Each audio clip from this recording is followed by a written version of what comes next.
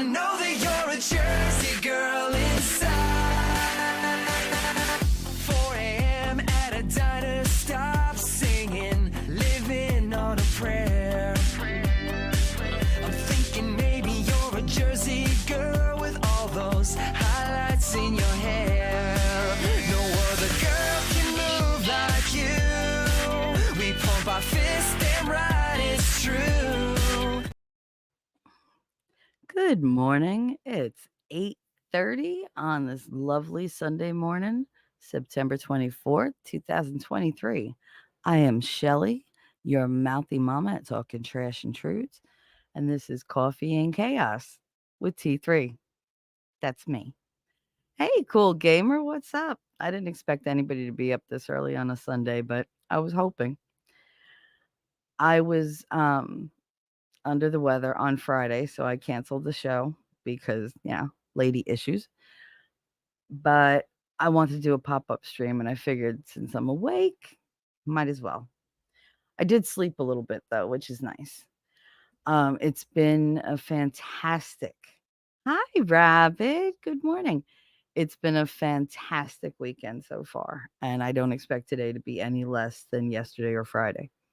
I've had some amazing conversations. I have witnessed some amazing conversations, and I even got a little clip that I made of some praises thrown my way. It's rare that I get like a compliment from somebody on air. Usually it's, I'm abrasive or whatever. But no, I got the best compliment ever from somebody, and I put together a clip. It was on Winning Stream last night, and it was his Saturday night special showing with special guest Steve Gosney. I first saw Steve when he was on Nick Ricada's show. It was his very first time, and I will be completely honest, I was so worried for him because I know how Nick is, and Steve is just such a wholesome, sweet, intelligent, funny guy. But he's nice. And I know Nick is nice and Nick can be all those things, but let's face it, I mean, my buddy he's my chromie homie for a reason. It's because he acts out. He's like the rebellious child. You're just like, why are you doing that? Because you can? All right, whatever. Like, come see me when you're done. But I love Nick. Anybody out there who knows me knows I am 100%, like for Nick Ricada. He's he's one of the best people I know. I'm a little disappointed recently, but that passes. It doesn't matter to me. He's always going to be tops in my book. Good morning. Hi, Nandor. We have Nandor's man bun. Aw, she's so sweet. She's so sexy. Um, what was I saying? Damn it. See, Nandor, I see you and just all the thoughts go out of my head. Oh, Steve Gosling. Yes. So I was very nervous when I saw him on Nick's, but it was a very interesting dynamic. Nick brought his crazy down to match the vibe coming off of Steve. And it was a beautiful show. I mean, it was informative. It was quick. It was not quick like as it was over fast. It was just very flowing. So you didn't notice any like lulls. There was no boring parts. They were just talking. And this man, the amount of knowledge in this man's head is astounding. I mean, he's got hardcore fans, Steve Gosney. I know Danielle. I'm sure most of you know Danielle. She adores Steve Gosney. The expert loves Steve Gosney. Winning liked him before, but he didn't really like get to hear him. And when he heard him the other night, so many things like clicked in his head. And he was like, wow, I gotta talk to this guy. I was so excited. So, he emailed him. Steve is great. He emailed him right back. They set up a time and he was like, I got it. He's coming on. And I was like, oh my God. I was so excited because I knew these two they would catch on like a house on fire. They both had musical backgrounds and, they're very intelligent. They think on a different level than most people. And they have like traditional views, and they just I thought they would mesh really, really well, and they did. I mean, last night was fire. It was just from beginning to end. The Rumble chat was hopping, the YouTube chat was hopping. Everybody was throwing their questions and talking, and there was no dead air. There was no, stopping in the flow. It was spectacular to me. I had the best time. Nando said, "Love the gauze." Yes, we love the gauze. Yes, he's a rock star. But I want to show you a clip that I made of things that he said toward the end, because honestly, this made my freaking day. I cannot tell you how excited I was. I was like, "Oh my god. Oh my god." Thank God my mic was muted, cuz I mod for Whitting, and I would have blown his ear out just with the screaming backstage. Um so here we go. It's choppy because I'm not an editor. I don't do that, but I was trying to get it in under a minute so I could make it into a short, because I'm just so proud of it. So here you go. Let's see if you like it. Talking Yes. Trap and Truth is in the chat, and she's crushing it. Yes, and yes. having Shelley's a great. awesome. She's talking some great conversation here, and so she was talking about something that picked up on it. I love it because she's obviously a brilliant lady. Yes, she is. She said, described herself, she'd much rather be the neck than the head. That she likes to be the neck. And Emily Branca, Andrew's wife, said that exact thing, because it's a complementary relationship that men and women have, and that's why I believe in marriage and in traditional marriage and traditional male-female relationships.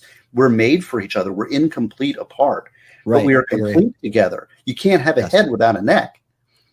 Exactly. It's like, well, the head is more important. Oh, the neck is more important. No, you got to have both, right? So anyways, I wanted to explain that. So she had brought that up, like she'd much rather be the neck. And I was like, that's a good, honest, traditional woman who knows the power of the neck.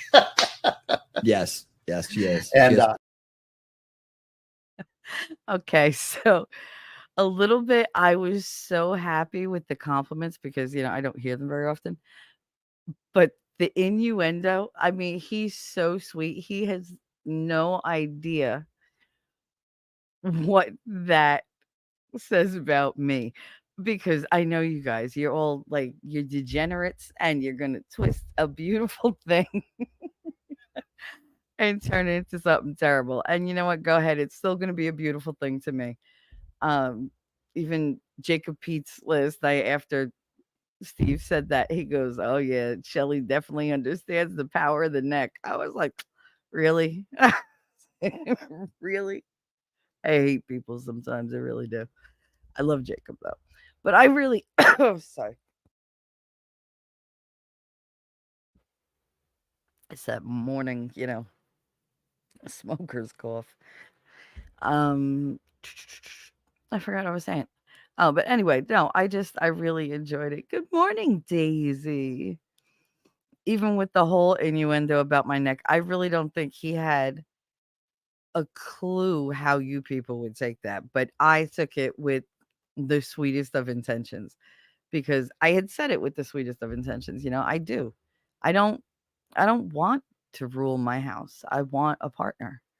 I want somebody who's going to be the head of my family, and I will be the neck. I will support them, in everything they do. I will back them up. I will, if they're too focused or too driven in one direction and they start to live outside of now, I will be the one to guide them back and say, "Hey, look at what you have here. Don't worry about what comes 10 years down the line. We don't know that anybody will be here. This is a very uncertain time in our lives. We have wars going on. We have crazy people doing things. We have everybody's divided and angry. And, you just know the next year leading up to November 2024 is going to be crazy. So with all that, you have to really live now, be in the present." Rabbit said it was a compliment. It was an amazing compliment. Oh my God, I was so over the moon, Rabbit. You have no idea. I mean, Steve Gosney, for him to be like, "Wait, hold up. there's a chick in chat that I need to like, I need to say she's crushing it. And I was just like, yes, because winning was making me crazy. He was like, yeah, you should see this playlist that I have or this video. And I'm going, God damn it. And I'm like running back and forth between his channel and like copy paste and here's the link and trying to do all my modding because, Rabbit taught me and I have a standard to live up to. I fail, Rabbit, all the time. All the time. But I do try my best. So last night I was focused. I didn't smoke any weed and I was good. I was just like, here I am. But yeah, oh my God, that made me so happy. And I got to go, backstage and say hi to him, which was nice. And I think I confused him because it says Shelly T3 and he was like, are you? I was like, yeah, I'm talking trash and truths. But I mean, I totally fangirled. It was terrible. It was terrible. I never do that. Ever, ever. I'm usually nice, calm, cool, collected. Nope. I was just like, hi. Like, oh God, if I could do it over, I would just punch myself in the face and be done with it. Nando's Man Bun said, I'm a huge pervert and I never went there. I could see why it made your day. Incredible compliments. Yeah.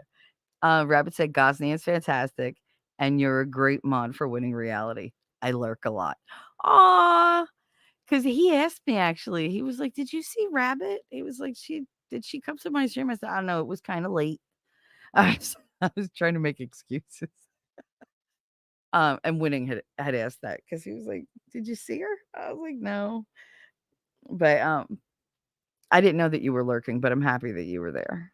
Because he was so excited to do that interview. I hope Gosney comes back so they could talk about nothing but music. Nando's Man Bun. I always fail when it comes to modding. I make up for it in double entendres and outright naughtiness. Well, usually I do too. But like I was on my best behavior. And I said something. I said I would rather be the neck than the head because I would. I would rather be the guiding point and the thing that, you can't live without and you can't, move forward without because it's one and one. Like they're together. They have to work together. You don't, if a head is detached from the neck, guess what? It's dead. If a neck has no head on it, nothing's running it. It's useless. It's just a stump. So I don't know. I remembered that from my fat Greek wedding, my big fat Greek wedding, I think it was. I forget. But that was the movie. And the mother had said that. And she said, your father, he's the head of the household. He's the head. But me, I'm the neck. And I can turn him whichever way he needs to go. And that's just it. That's what I think wives should focus on when women, when they decide they want to become wives. If you can't support your partner, I don't care if it's a husband, a wife, or whatever. If you're a lesbian, I don't care. If it's a traditional marriage, same-sex marriage, I don't care. It still works the same. There's a pecking order. There has to be, or there's going to be conflict.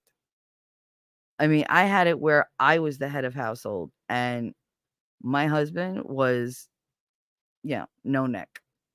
He just like, no. He was more the feet because he was always running away from something. Nando's Man, but have a great day. I'm off to work. Oh, have a great day at work. I hope it goes by really, really quickly. Goodbye, sexy mama. But yeah, I don't believe in me being in charge. And this is just for me. It's the way I want to have my life because I don't think two people who are vying for the same position are going to work together. They're always going to try to either put the other down or, one up. And it's like that's a lot of competition. I don't want a relationship where people compete with me. I don't want my partner to compete with me. I want him to see the asset that I am for all the good that I bring to the table and be like, you know what? This fits really well with what I bring to the table. But I'm in charge and she's got my back. And if ever she has to step up and step in front, I'm right behind her. I got her back. Like, that's how you do it. Because there are certain times where, trust me, like, he's in charge, but you got to be the face. Like, ideally, when Katie had the issues at school, I was married at the time. Ideally, we would have gone there and it would have played out the way it did, where I presented what I wanted and I said, hey, this is a problem. You guys aren't pulling your weight. You have to do this. You have to do that. And they were like, no, we don't. And they were like, we're going to tell you what to. And they're looking at my husband. And he's sitting there looking at me. And I was like, over here. Don't worry about him. I was like, he's purely here to make sure I don't do damage. And he's just nodding. He's like, I'm here to control her in case she loses it. And I think she's gonna. And I was like, no, I'm good. I'm good. And I just, I talk to them on my level, not the level where I, use slang or wherever. I'm talking my super posh educated level, which I don't use around normal people with all my lawyer language and everything I've ever learned. And they didn't know what to do. And we got our way. But ideally, he would have sat there and said, yes, I'm the final decision, but this is her arena. I defer to her when it comes to the education.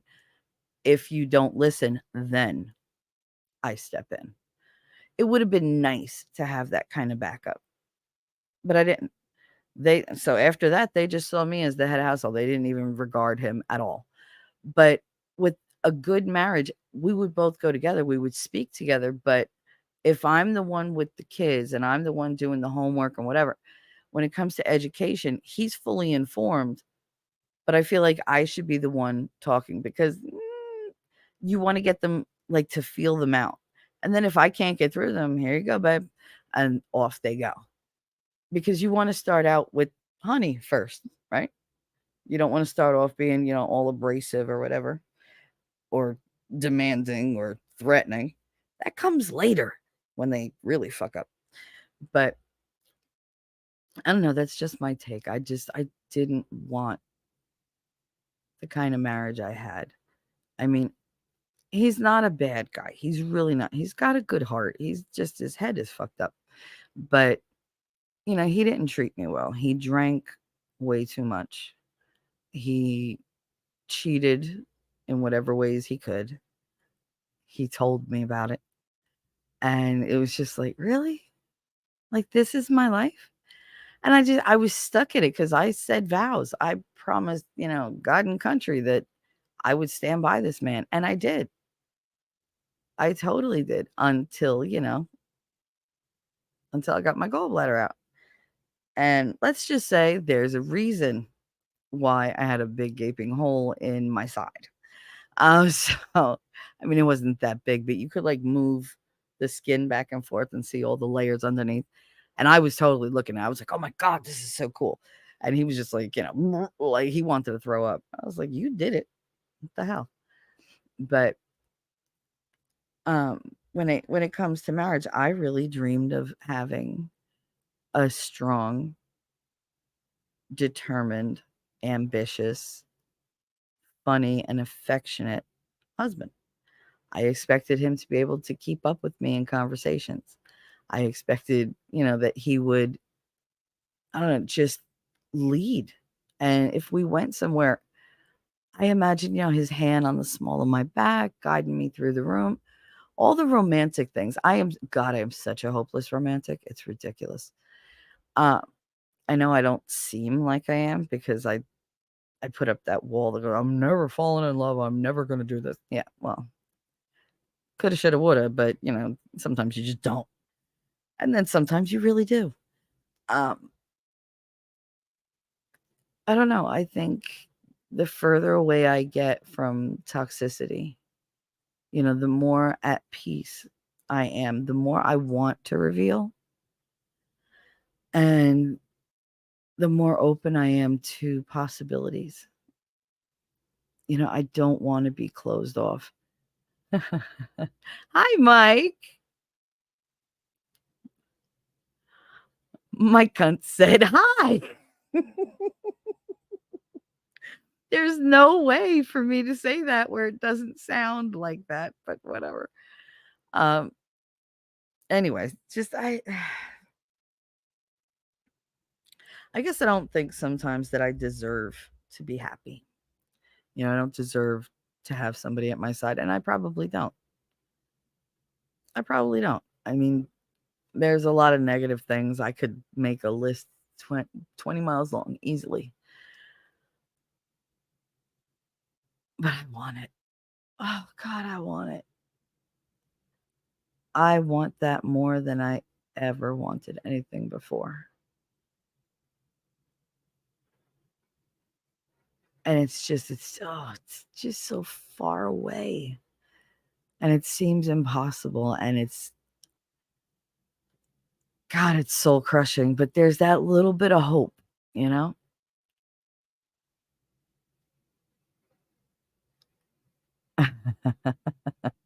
Rabbit said becoming friends first opened up a loving, strong marriage. He was my best friend first.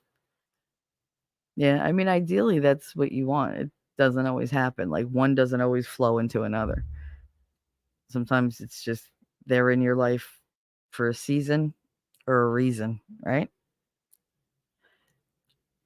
I'm hopeful, though. Like, I'm hoping that somebody will, find me worthy. Sean, what's up? My favorite troll. He's my favorite. He named me Trish. There was a whole bunch of us. It was Tish from Tennessee, and then it was me being like T3, and like he was like, you know what, screw it, you're Trish. I was like, I fought it for so long. Oh my God. I was so mad. Trish wants the D. I really, really do want the D. I really, really do. Just not from you. I'm sure your D is lovely and it'll make some man very, very happy, but not me, dude. It's just, you're my troll. You don't fuck trolls. I mean, maybe you do if she's hot, but if she's hot, I might. Him, no. Nope. No men for me. It's funny. I say, oh, I'm open to falling in love and whatever. And then I'm like, yep, no men. Like,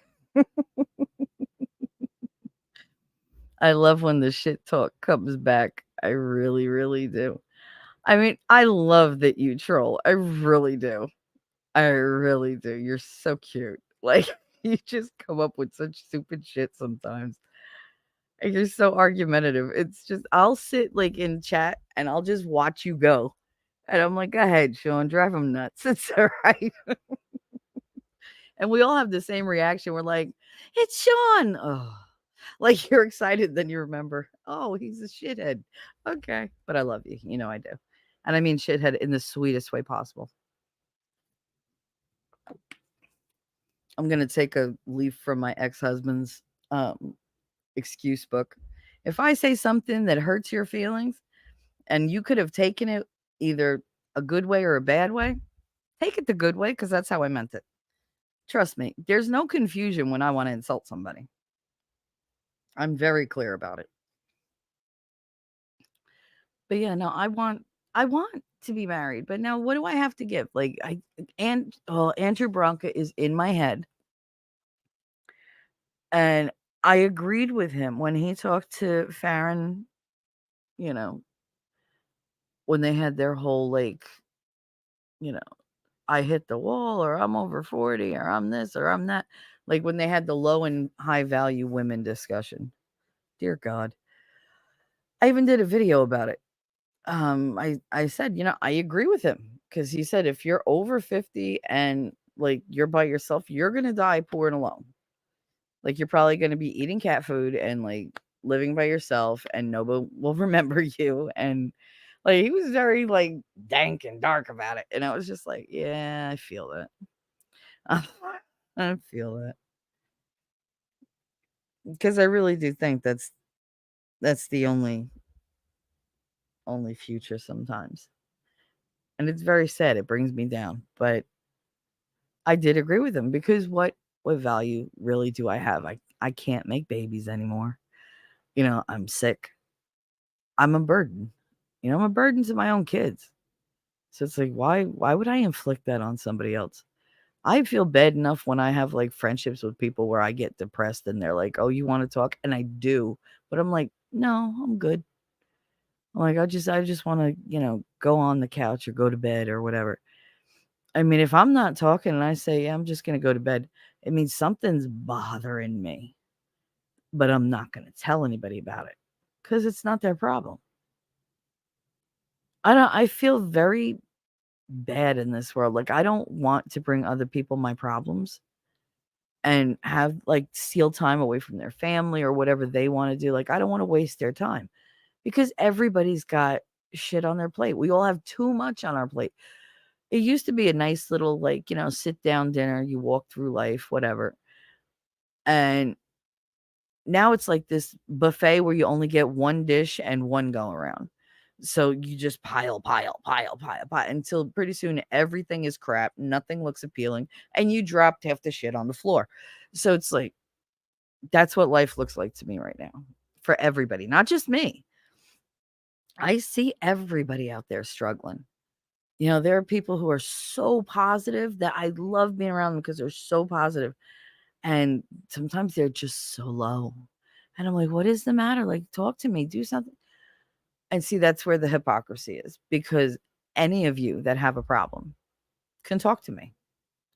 I will stop what I'm doing to listen to you and try to help or even just to be there. But I don't expect that to ever happen in reverse because it would actually make me feel guilty.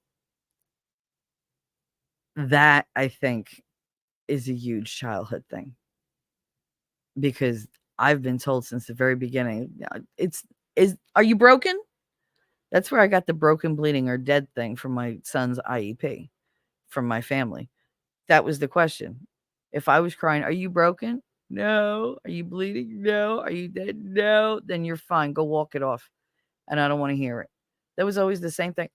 If you guys were listening when I was in the hospital, when my mother came in, I said, Ma, and she said, I don't want to hear it, Michelle, or something to that effect. But I mean, that's how my family is. They would rather me be silent. They don't have time for any of that. They never did. They didn't have time to listen to my problems. They didn't have time to help me. They didn't have time to give a shit. And so now, after so many years, I got the message. You don't want to listen to me. And that's fine. That's probably, I talk too much anyway. I'm told all the time, like, can I get a word in? That's as soon as you say that, because that's a huge trigger for me.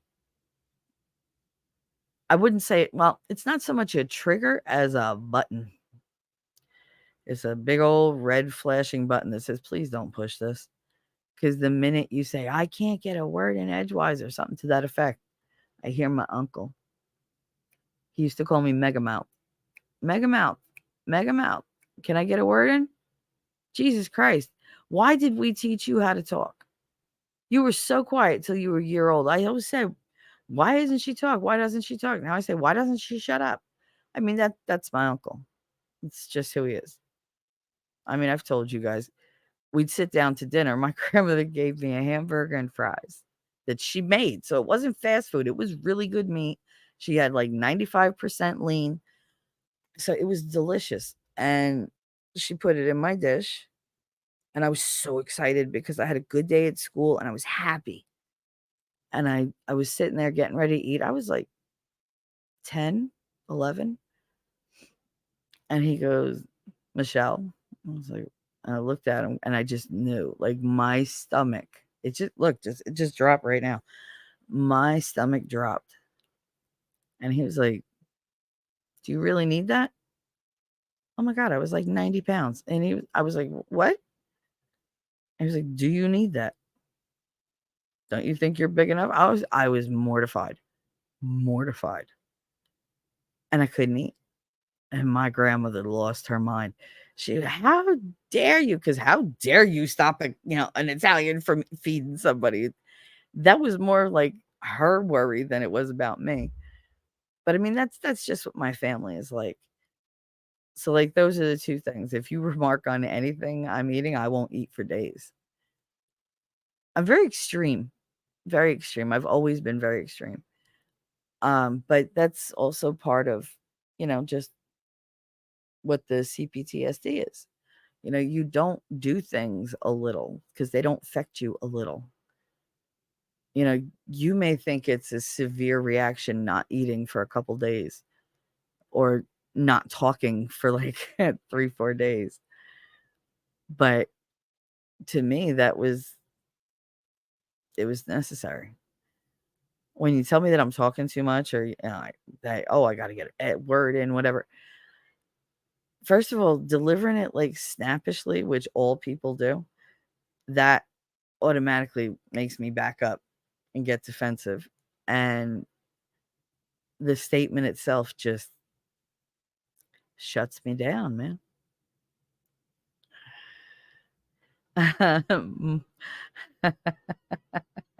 I know you phrased that, so I have to read the whole thing.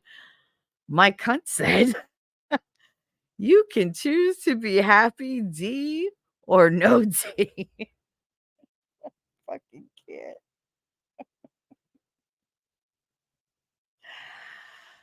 Bro, like, what are you doing?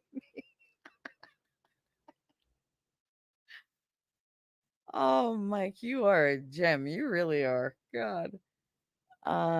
Rabbit said, Bronca's an ass, in my opinion. There is love out there no matter what age or health. It's in the heart. There's love out there. I mean, I know there's people that love me. I just don't think I'm ever going to get that. The dream, I guess. It's really hard to let go of that dream. I guess I have to move forward. I'll do that right after I, talk about my father, and that's not going to be today. So, I think he's a bit over the top myself, Sean said. Sean, at Rabbit, I get the female and male roles thing. I do. But it's also not 1950. Things can't just green acres anymore. Just isn't how the world works. Rabbit, I was never into the traditional roles. I don't necessarily think that it's just traditional roles. I mean, but I do think that somebody has to, be the one the buck stops here. Like I have a hard time with, my kids, listening to me when I'm disciplining or whatever. Katie, not so much. I put the fear of me in her from like birth, because she reacts to yelling. She reacts exactly the way you expect somebody to. But my son, he's just like, why are you yelling? That does nothing. I gotta logic him out or like build him up. And I know how to do that, but I don't know how to do that effectively with him. I could do it with any other kid. You throw any kid at me and I can deal with them. My own, I'm too close to it. And I don't want them to hate me. I got enough men hate me. It seems like it's really easy for men to just turn on a dime when it comes to me. They either love me, use me, or hate me.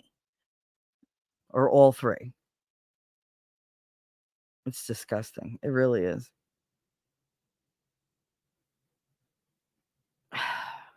Rab said, I told God I never wanted another man in my life. God laughed and gave me my husband. But see, now you think of it that way, like God laughed and gave you your husband. I think of it as you said you never wanted another man in your life. You were done. Like you were like, all right, I'm free. I'll do what I want. You went and became yourself. And then you met him. Maybe God watched you and said, oh, okay, she's stronger now. She's smarter now. She could use it. I got this guy over here that fits her perfectly. So, let's see. And just threw you together and the magic happened. I'm so envious of your relationship, Rabbit. The way you talk about your husband, I wish I could say something really nice about mine. I really do. But I can't, even after all these years, I can't really think of much. I mean, yeah, he could have in-depth conversations with me until 5, 6 in the morning. But he was also drinking the whole freaking time, and there were always fights in between. You know, he did not concede to points where I was clearly right and he was clearly full of shit. And it would start fights. And I mean, when we fought, which by the way, he swears he doesn't remember. He's a freaking liar. But no, it was full on punching. Like he would just swing. Or he'd grab me and like toss me around and throw me into the wall. Those walls were not good. I put a huge dent in the wall with the back of my head. I mean, he slammed me against it a couple times, but I mean, I dented the wall. He was just, ugh. And then during the day, if he wasn't drunk, he was the most docile, quiet person ever. And I thought that was his nature. Everybody that met him thought that was his nature. Nope. That was him friggin' putting the kibosh on the monster that was inside, because that monster ruled him. It was always in control. As soon as he got 2 drinks in, that was it. And I would beg him, please stop drinking. Let's just have fun tonight. For my 30th birthday, we were divorced, but we were still living together because, Katie. And I really wanted to go to the casino because I hadn't had any fun in like months. And I was like, please. I was like, I have a babysitter. I was like, I just want to go to the casino, but I don't want to go by myself, because I always did everything by myself. I did all the shopping by myself. I went to the movies by myself if it was something that Katie couldn't watch. I did everything by myself. I went to all the school stuff, whatever. He was never there. He was home sleeping. Oh, I'm tired. I got to work later. Well, I mean, if you don't stay up all night drinking, you wouldn't be that fucking tired. But, I used to do everything by myself, and I just didn't want to do this on my birthday by myself. And he said, no, no, no, no, no, no, no, no, all freaking day. Please, please, please, please. No. And then finally around 6 o'clock, he was like, I guess. And I was like, okay. So I went and got dressed. I had to wait 2 hours for his ass to get dressed. And we went. I drove because I didn't trust him to drive, because I knew he would go somewhere else and we'd never make it to the casino.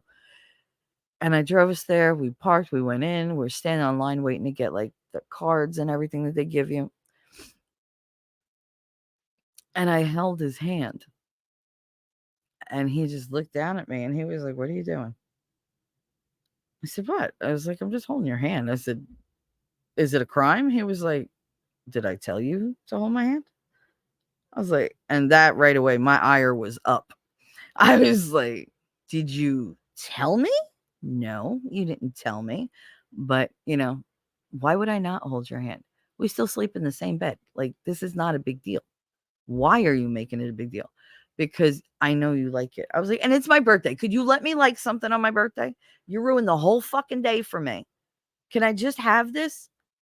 And see, there you go, blaming me, emasculating me. I was like, you know what? Fuck you. And I went up to the counter because I was not arguing with him. I wasn't. And like the ladies behind me and the dude behind me, like when I went up to the thing, they looked at him and the guy was like, bro, like, what the fuck is wrong with you? He was like, why would you talk to her like that?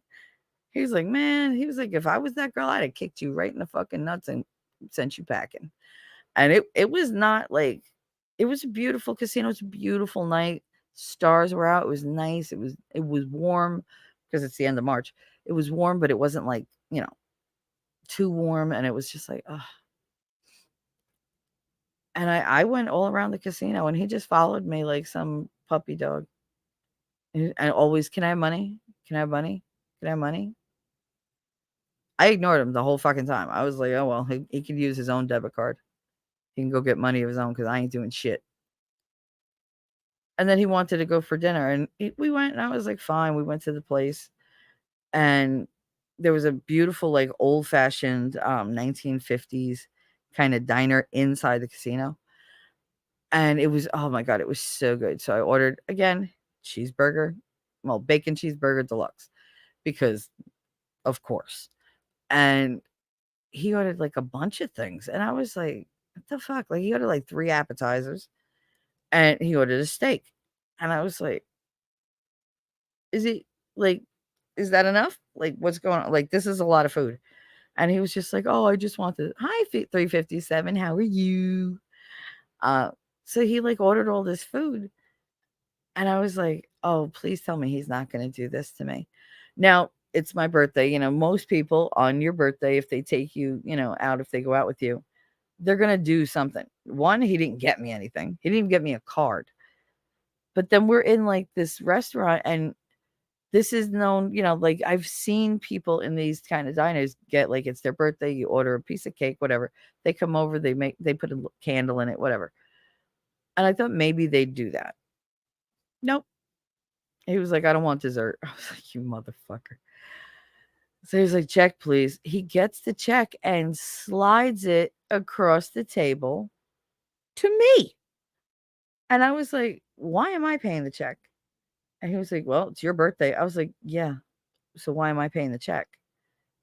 You wanted to go out. I didn't want to go out. I was like, oh, okay. I paid the check. I left a nice hefty tip because it was my birthday, but why should somebody else suffer? And besides that, my waitress, she was so nice. She was so sweet. She was all excited for me because I was about, I think it was like 300 ahead. So I was going to go back into the casino and, you know, keep gambling because that's what you do. You get the money, you feed it back. That bill was over $80 for 2 people in a diner. All I had was a $7 bacon cheeseburger deluxe and a $3 soda. That was all I ate. And then it was tipped. So it cost me $100. I was like, thank God I fucking won $300 because I wouldn't have had the fucking money. He didn't even like ask, do you have the money? No, I had enough money because it wasn't payday until the next day because we got paid on the 1st and the 15th. And it was just like, so it was a nightmare. It was one of my worst birthdays. The birthday before, when I turned 29. Oh God, when I turned 29, I was by myself in Kansas. And when I turned 28, he moved out the day before my birthday. He moved to Kansas the day before my birthday. Yeah.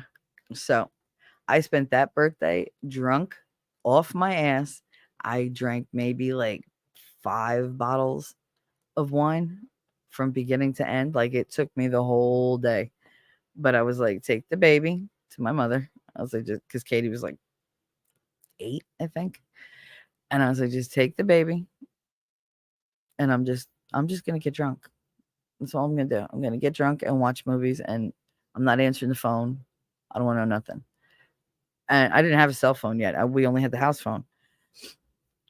And I was just like, just leave me alone. And that's what I did. I was drunk the whole goddamn day. Damn girl. I know. My husband was such a dick. He was such a dick. Rabbit said, my first husband got surprised. He didn't expect me to fight back. He got the first hit and then I hit back. I bet you did, girl. I bet you did. Mike Hunt said, I was thankful for the time my ex-wife and I had, but I couldn't do it again if you paid me. I wish I could be thankful for that time. I wish I could say there were, you know, so many fun memories, but there weren't. There really, really weren't. He would fuck up fishing trips, and I love to fish. How are you going to fuck up my fishing trip? Really? You know, he would screw up when we went camping. He just liked to pick fights with me. It's like he couldn't resist, which is ridiculous because at that time, I loved to fight. So if you picked a fight with me, we could go for days. We could go for days. I had just started to get like a rein in on my anger, and he just blew it up. But he liked me to beg. He liked to make me beg for anything, for affection, for attention, anything, because it gave him personal power. I mean, I see that now, but then I only saw it as a reflection of I just wasn't worth it. And he had no problem picking up on that thread and be like, yep, you're not worth it. You're garbage. You're repulsive. You're this. You're that. Okay, thanks, you fucking idiot. And I'm not saying I was a saint. I mean, I never cheated on him. I was never disloyal. I don't do that. But if he came at me, I went right back at him.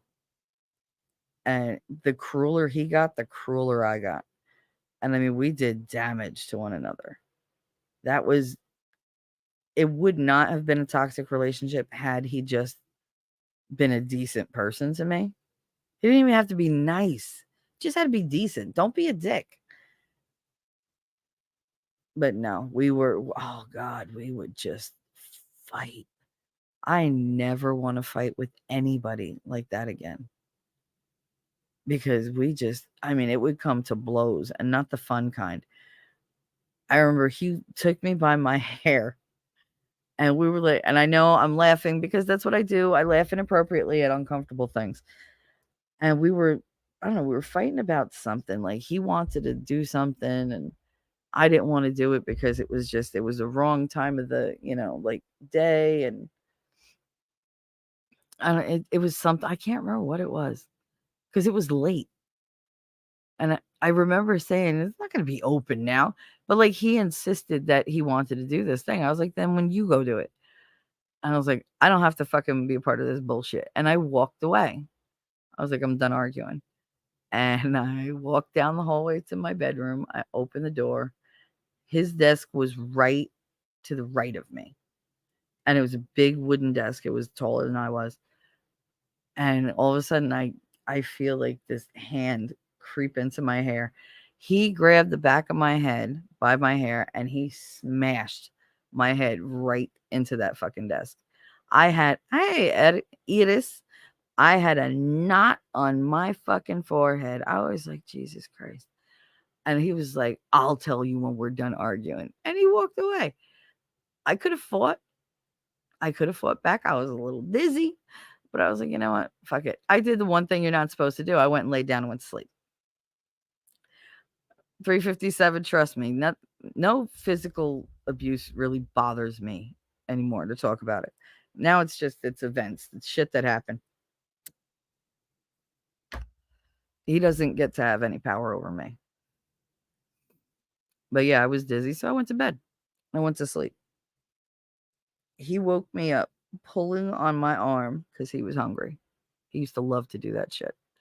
Get up, get up, get up. I want this. I want that. Rah, rah, rah, rah, rah, rah. So I got up and I was going toward the bathroom because I had to pee. And he grabbed me by my arm and he flung me around to face him. And he was like, I said I'm hungry. And the smell of whiskey on his breath. Oh, I hated when he drank whiskey. He was so mean. So mean.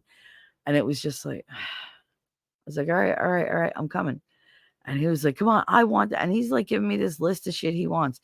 And I was like, what fucking time is it? It was 3 a.m. I was like, are you kidding me? I ain't making that shit. I'm going back to bed. And he grabbed me because I turned to go back in the bedroom. He grabbed the same arm and I was like, fuck this. And I stepped back. I grabbed his arm with my left, put my right under not his forearm, the upper arm. I pulled the top of him forward. I stepped back, put my ass out, bent him over, and whoop, he went right over. And I was just like, okay. Rabbit. He broke my nose, cracked my cheekbone and jaw, broke my ribs. He made a mistake of turning his back on me. I ruptured a disc in his back and made his manhood regret it. Rabbit. I am so sorry. I am so sorry. You never deserved that kind of treatment. Not once. That's inexcusable. And I totally get why you empathize with me so much sometimes. Because I've had all that. all of it. I didn't have broken ribs. I had, like bruised ribs all the fucking time. But my bones don't really break. I have a fracture in my cheekbone. My jaw is it's uneven. You can't tell. I can tell because it clicks. But yeah, he broke my nose twice. That wasn't my husband though. That was the rapist. She said it's past, but he learned not to fuck with me. Yeah, I'm sure he did. I am sure he did. But that night, Brett and I, we went at it. It was bad. It was so bad. But I flipped him, and he got up, and we just boom. It was just throwing fucking hands all the time, and it felt like it went on like all night. It was probably like 5 minutes. But I mean, there was so much shit broken in my fucking room. I had glass in my feet because he like broke a million fucking things. And I was just like, ugh. And then the next day he woke up and he was like, your feet are bleeding. I was like, yeah, no kidding. What happened? What happened in here? Did somebody break in? I was like, don't even tell me you don't remember that. I was like, go look at your face. He had a big old black and blue on the side of his face because I hammer fucking punched him. And I hammer punched him when I was jumping at him. So it was like everything I had went into that punch because I was like, stop hitting me. I just wanted him to go down, stay down. But he wouldn't. When he gets that like fucking alcohol strength, Lord, you'll want to borrow my puppy for the weekend. He only bites a little.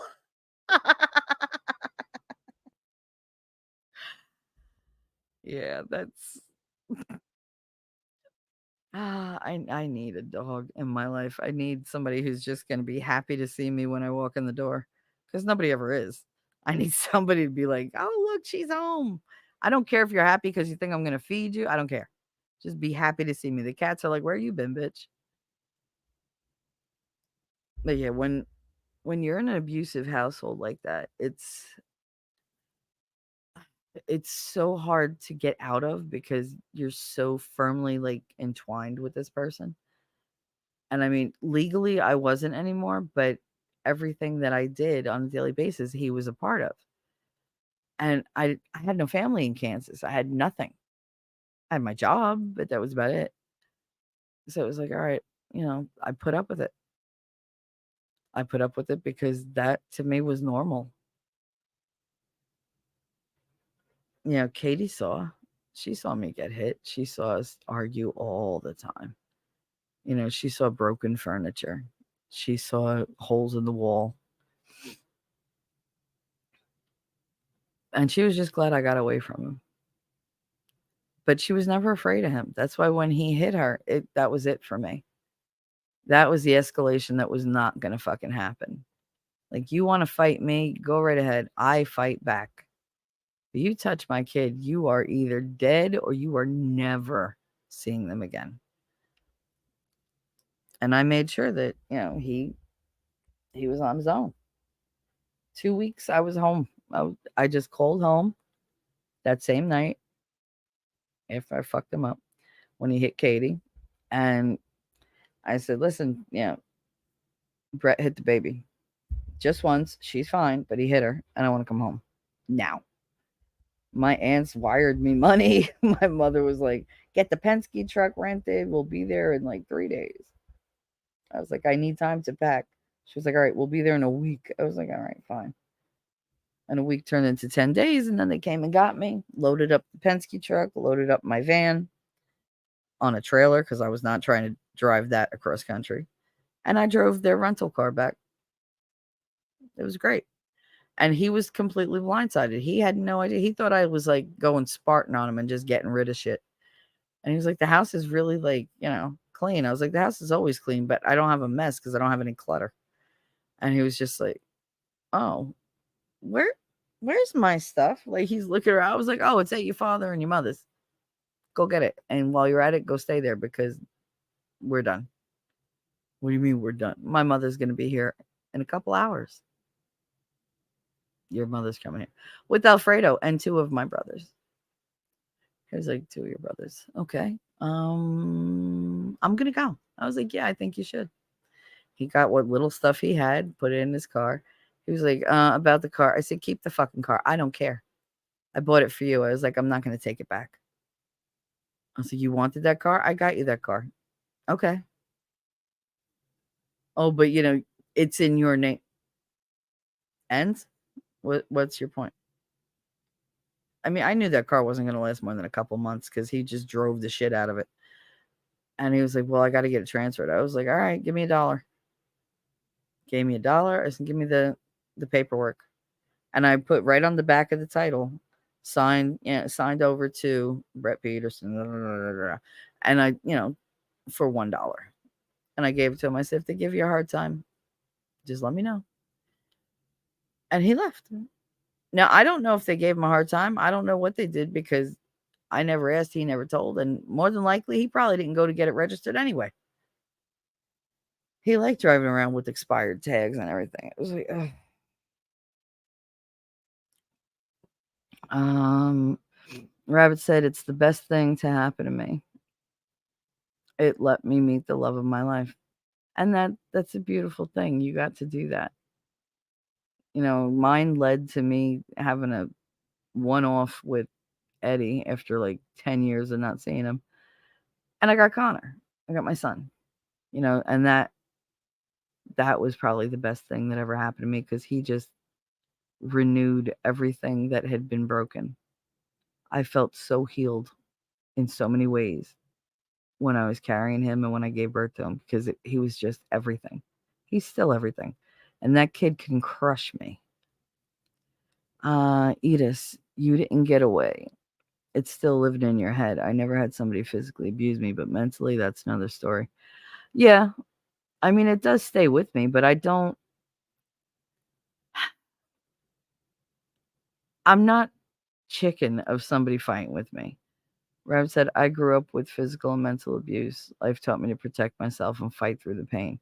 And see, that's the thing. You probably have a huge, like, ridiculously high pain threshold, which is why you wait till last minute to take care of things. Because that's my problem. Once I feel the pain, it's probably too late. Like, I should have done it long ago, but it didn't bother me. Because you get used to it. You get used to functioning with a black eye. You get used to like doing stuff with, a fracture in your shoulder. That's why my fucking shoulder, nobody knows that. My dad was like, oh, it's frozen shoulder. I was like, really? You want an x-ray? We did the x-ray and he was like, what happened to your shoulder? It's been like that for years. And he's like, well, now it's going to hurt you because now you have, you have joint pain. You have swelling and it's going to, put more pressure on it. So it's my right arm, whatever. I have tons of things that I bear the brunt of what they did. But I learned how to manage through it. I learned how to do things with the horrible pain from a broken tooth because I couldn't get to a dentist to get it fixed or pulled.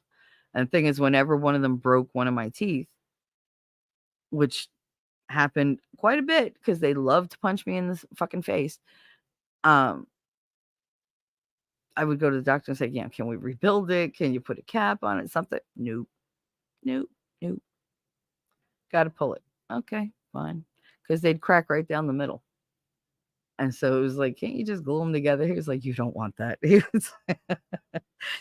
was like, you'll have so much nerve pain. He was like, there's no way. He said, it's got to come out. So over the years, I mean, the ones that already have cracks, they're like, yeah, no, I think I'm going to break when you take a bite into a grape. Not a bite into like toffee or like, candy or whatever. No, let me, chew on the softest thing possible, like mashed potatoes. Crack. It's like, great. That's lovely. I'm not afraid of getting hit. I'm really not. I mean, if you hit me, I'll flinch. If you like reach for me real quick, I do flinch. Not always. It depends on, your tone and everything and how my day is going. But like, I love to be touched. I just don't like to be grabbed at, like by somebody that I'm not, with. I mean, if I'm intimate with somebody and we have that type of relationship, you can manhandle me all you want. It don't bother me. I love it. But if you're just like somebody, like if you're just a friend and you reach out, like girls, no, but guys, yes. If they reach out, I just do that little flinch. But I mean, I don't go anywhere. But yeah, that is a reaction that I hate because I don't like being scared of things. I really don't. I will take the bull by the horns every time. And to be afraid of somebody reaching for you, that's I don't know. Like I said, I'm a romantic, and it was never what I wanted. We were too different. Yes, he was intelligent, but his intelligence was kind of pompous, I guess you would say. Like, he was arrogant about it. He would say something and smile all smug and be like, ah. And don't be smug around me. I enjoy humble people. I know that I'm super, super smart. Am I going to sit here and be like, I'm smarter than you? No, because I don't want to do that. I prefer to be modest or humble. I'll let my mouth run away with me when it comes to like perverted or like vulgar things because it's bullshit anyway. It don't mean anything. And usually it's just to evoke some type of laughter. But anything else, no, I take into consideration like my tone and how fast I'm speaking and am I being insulting without trying to be insulting? Because I don't want people to feel put out by me. I don't want to hurt anybody. I mean, when I want to hurt you, I just go for the jugular, but I don't generally like to hurt people. And I don't know. Like, I think he used to say things and then regret them, but he wouldn't ever like fess up to it. He would never ever say he was sorry. Never. And I know there are men out there who they don't like to say they're sorry. They need to get over that because they're creating wounds that they're always there. Like if somebody hurts you, they should feel remorse. They should learn their lesson. But many times they don't. And he never did. He never did. Yeah, I guess he lives in my head a little bit. The same way, the others do. I was telling somebody a story about my husband and whatever. And he said to me, what is it with the men in your life? Like, why does every guy hit you? Like, he couldn't wrap his head around it.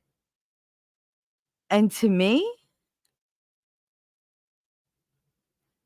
like, I don't know. To me, it's normal. I don't want it, but it's not something that's like unexpected. It's not a surprise. It's not crazy out there. Rabbit said, yeah, through the pain. Rabbit said, trusting someone is the hardest thing to do. I'm a recluse because of life lessons. And 357 said, no hammer fist from Shelly. I mean, it's really like a hook, but sometimes I'll turn my hand. It depends on if I'm swinging like far around. If you're behind me and you catch me by surprise, I don't always hit with the front of my hand. Sometimes I'll hit with the side, with the top of the fist, like where your thumb and everything makes that like circle, because I will just boom. And the problem with that one for them is, unlike the hook, I don't stop the hammer. The hammer hits and it don't stop until I've come all the way around. So I'm literally hitting you with all the force I can. And I mean, I knocked Miguel out doing that. He was knocked the fuck out. I knocked my sister out doing that. Brett did not go down. He went like he was, but there was no TKO for me. I really would have liked there to be. But it is what it is. I know which of my punches pack the most, power. And if I do that to you with my right arm, you fucked. You are so fucked, because it's everything I got. I will hit you like my life depended on it, because it probably does. I'm very dangerous when I'm cornered. And I know guys hear this and they're like, oh, she's got so many. It's hard to trigger me to that point. You really have to put monumental effort in over time to get me to where I want to hit you, where I have to hit you because you hit me. And I won't ever hit you because I want to hit you. I'll hit back, is what I should say. Rabbit said, wrap a roll of pennies under your fingers before making a fist. It does wonders in a fight. I know. I love that. But I didn't always have, like, something nearby. And besides that one, that's my best punch. I mean, I got a mean left hook, but there's nothing compared to that hammer shot. The hammer shot. But again, I don't like to fight anymore. I don't want to. I have no need to fight. 357, you Jersey girls scare me. Well, just remember, I wasn't born this way. They made me into what I am. At some point, you either, when you're getting beat on all the time, when you're covering like your whole body because just everything hurts and you have black and blues and footprints and shit like that, like you get to a point where you're like, fuck this. You're either going to fight back or you're going to die. And I didn't want to die. So I fought back. I got mean. And then I stayed that way, until my son. I cannot tell you what that kid did when he was, just a little fetus. Rabbit up as a Pennsylvania girl, which meant she could do it barefoot with bare knuckles. But she also has a shovel. That's what that means. So if you fuck with her too much, she knows where to put the body. FYI. So do I. But it was rough. It was very rough being in that kind of position. And it's hard to describe to people. And they're like, why didn't you just leave? My whole life was there. It's not like I was living high on the hog. I was paycheck to paycheck. Lady Autumn Sky, good day. She said, hey, bruisers. It's funny. We were just talking about bruising.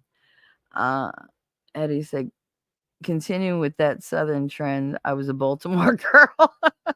Here we go. Boy, we're a lot of East Coast girls. I love it. Love it, love it, love it. The women in my family all carry, and they're accurate and highly trained. No hands on these ladies in my family. Yeah, no, we weren't allowed that. The only gun we had was in the gas station. They taught me how to use it once. And believe me, knowing that gun was there was not a good thing for me.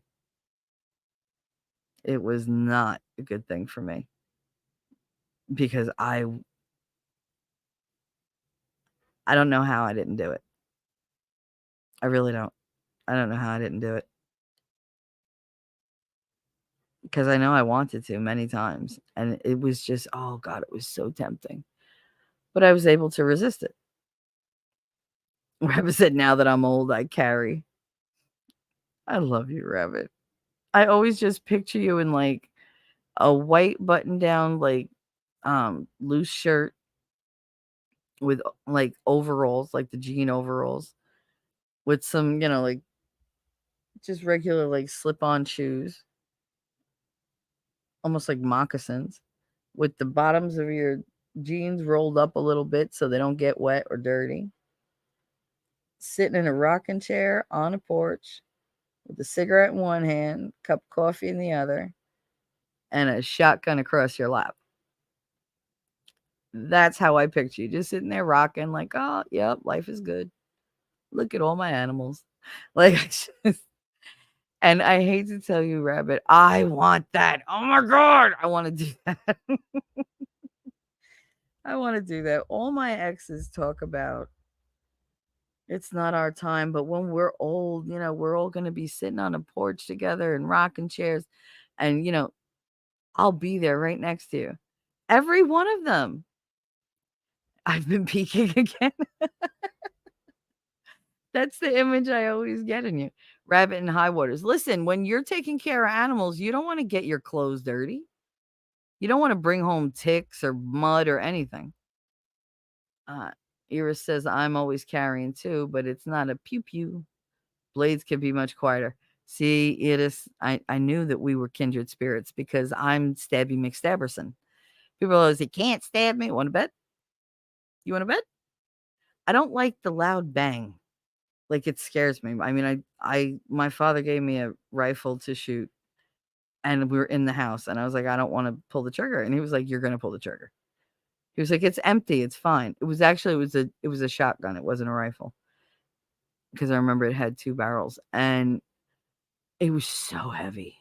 Like, I could barely, like, pull it up. Because I was, like, 6. And he's pull the trigger, and he was laughing. All his friends were there. We were in his apartment in this like commune house. This house where nobody had locks on the doors. Half the people didn't have fucking doors. Everybody just wandered in and out, and they were in his kitchen. Some weird bitch laying in the bed, and she's like, come here, lay with me. No, I'm good. Like, it was just crap everywhere, just dead animals, dead flies, dead like strips of flies. Oh, it was just horrible. Out and back, there were like cars that were abandoned, and they were all rusty, and like the weeds were like, neck high for me. It was a horrible place to be. And he put this fucking gun in my hands, and they were all like hanging out. And he was like, pull the trigger. I didn't want to pull the fucking trigger. And I was like, fine. And I tried to like pull the shotgun like up and hold it. And it just happened when I pulled it up, I also pulled the trigger, and he was all happy. I got thrown all the way back, and I had a huge like potato on the back of my head because I hit the wall. And there was a giant hole in the wall over his bed. You could see outside. Because, I mean, the place was derelict. It was shit. And it tore through that friggin' plaster like nothing. Plaster and wood. That's all it was. I was like, what is holding this house up? And I remember looking, going, no, there's supposed to be like cement, right? Because all my houses had like cement in the walls. They had like fireproof. Hell, my mother's had, in the old house, we had a metal wall. So, I mean, I didn't know that you could just blow a hole through the wall. He wasn't laughing when I did that. He was laughing that I got thrown, but he wasn't laughing that there was a huge hole in the wall and all the plaster and everything was on his bed. Yeah. And had I not been going home, I would have definitely paid for that.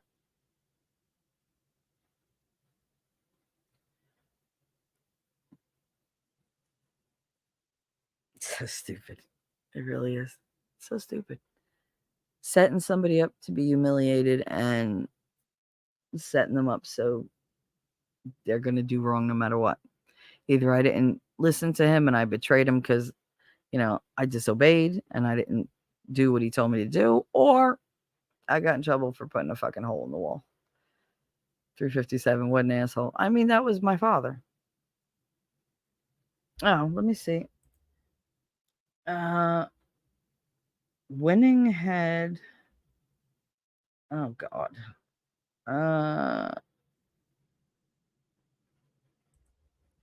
My microphone's gonna go wonky. Just give it a minute. I gotta open Discord. Because I know you guys have no idea what he looks like. So I am going to, come on, save image to desktop. Yes, please.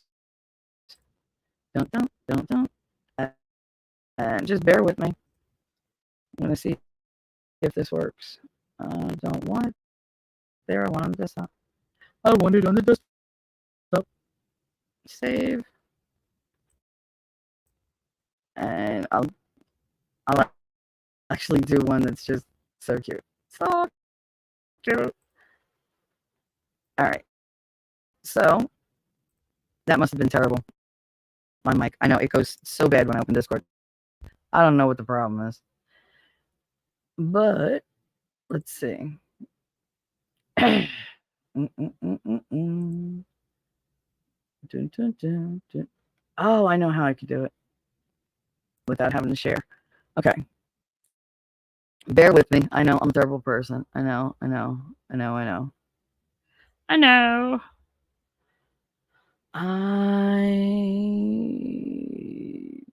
Carajo. All right, so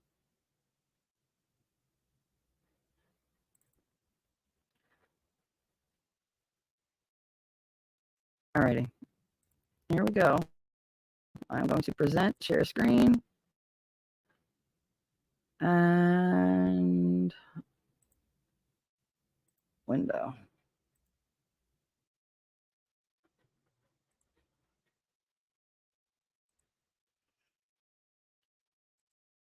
So here we go.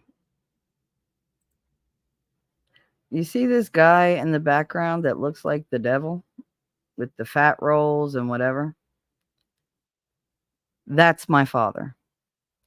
This skinny man with the smile on his face holding me because I'm tiny as can be.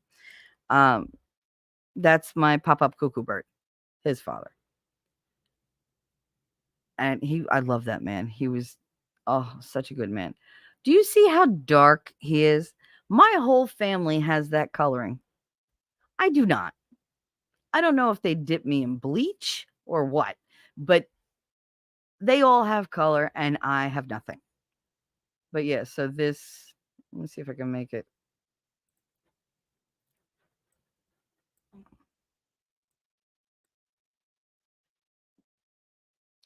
That's him.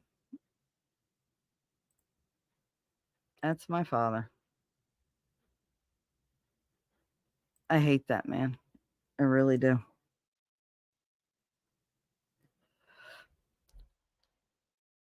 Caitlin, what's up? Jacob. Everybody's here.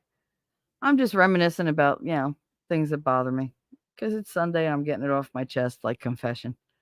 So whoever didn't hear, this man on the left with the beard looking like a devil is my father. This is his father on the right. And that's me. Tiny little me. When I got older, he decided to be even more disturbing to look at. So that's him at my communion, which he was not invited to, but showed up anyway. Thank you, Rabbit. Yeah, he showed up at my communion. You like the cowboy hat? He's not a cowboy. He's Italian. What the fuck? You like the rings? Those hurt. That's why when Amber Heard said that he wore those rings, that Johnny wore the rings and hit her, but she only had like that one little, I was screaming at the computer. Screaming. Because you lying fuck. There's no way, even if they brush you with that hand, you're going to bruise. You're going to have scrapes. You're going to have cuts. There's no goddamn way. She walked away with the itty tiny thing that looks like a Botox injection. I mean, the bitch took Accutane, so she was acne prone. Oh, that made me mad. I mean, look at the fucking size of his hand. And I'm just like, I remember my arms were in. I was just like, grin, just grin. It's fine. But yeah, look at him. I can't with this man. Kind of looks like somebody. Ew. Like the little thing he's got trying to keep his beard together. Asshole. See, he had all this hair up here. Not a stitch.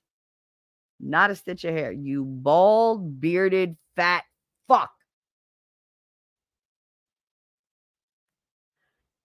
Anyway, then you have me doing my best Chinese impression because look at me. I have like, my eyes are just gone. I'm like an anime character, just gone. But that's me. Jacob said, take his pics down. He doesn't deserve the attention. No, he deserves the vitriol, and he's something that I always have to face. But I don't want you guys thinking that I'm like, oh, she's complaining for nothing or whatever. I mean, I know you don't, but some people are like, oh, it couldn't have been that bad. Yeah, think about that touching you. But this is daddy. This is my stepfather. And he was always, I mean, that picture is perfect because he always had my back. Always. That man just loved me. And to think he was, 10 years younger than my mother? He chose to be my father. He chose to put the work in. And I was not always a bucket of fucking sunshine. But I mean, this face, look at it wasn't cold. I was so on guard all the time. I was so closed off. And I always walked with like multiple shirts on, or like I'd wear a skirt with a pair of pants under it. It was just, it's whatever I could. But yeah, I loved Daddy. Daddy was great.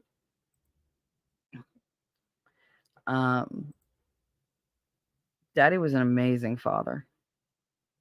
He'd do anything to make me happy. If I had a dollhouse, he'd take me to a dollhouse furniture store. And he'd be like, pick out whatever you want. It's like, oh my God. And, he would show me, look at this stove. Oh, it's a potbelly stove. Don't you want a wood burning stove? And it's like, okay. Like, he would get excited for me. And it was just like, okay. Because he knew I loved that shit. He knew I loved Star Wars. He was always getting me Star Wars stuff. And we watched Star Wars together at least once a month. And I didn't get to spend that much time with him. 357. Gary went on a tirade about those cheeks earlier this week. One of the funniest things I've heard. I think I actually heard Shelly start to blush. I did. I was so red. First of all, I know it's like it's a complete juxtaposition compared to what I'm like. I blush really easily. And it's not a little blush. It's full on. It's the cheeks, and then it spreads to the rest of my face, my ears, my neck, and it just keeps going down. And everybody I've ever met who saw me blush in person was like, how far down does that blush go? All the way. Okay? It goes all the way. I do not like to blush, but my face heats up, and then I'm like, oh my God. Like, it was, but yeah, Gary was like, I'm a cheek biter. I was like, oh, Jesus Christ. And he was like, look at those cheeks. I want to bite those cheeks. I'm going to bite those cheeks, Shelly. I was like, whatever. It's like, you got to get near me to bite the cheeks. But I don't know. I mean, I'm Italian. They didn't bite my cheeks, but my family always pinched my cheeks. Like the old women, Jesus, they would leave me like, oh, like you can't even feel your mouth, but for the pain. And it was just like, ugh. I have a thing about people touching my face. I don't mind if you touch my face if I see what you're doing. Like if you just dialogue it to me and say, I'm gonna touch your face, and then just do it. I might pull back like a little just to look at you, like. But once you touch me, I'm fine. If it's a gentle touch, I'll be fine. But if you're rough with my face, like if you slap my face, that flicks the switch. And I see red, and I attack. And I'm really trying not to do that, but my system is wired that way. I'm wired that if you slap me, I turn into the most horrible monster. I will jump at you and try my best to like hold you down and like really like knock you the fuck out, because I don't want to have to deal with you. I don't want violence. And sometimes the only answer to violence is violence, because that's what your body decides. It's not a conscious decision. You go into survival mode. And it's like, I'm fighting to the death and you don't even know it. But that's how hard I'm going. That's why I don't fight anymore. I'll argue with you a little bit. Rabbit said, "Don't touch me without permission. I react badly." Exactly. And thing is, once I'm with you, like if I'm with somebody, you can touch me all you want, babe. Like it doesn't bother me at all because I'm damn sure gonna touch you. That's my love language. I'm very tactile.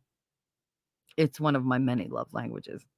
The other is like cooking or baking. Baking is a huge love language because it's decadent and it's a little hedonistic and it's not necessary, but it's so good.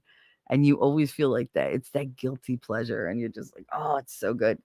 So, I mean, I like to make things that they're not just plain dessert. It's not just like, oh, yeah, it's a cookie. No, when I make a cookie, it's a cookie.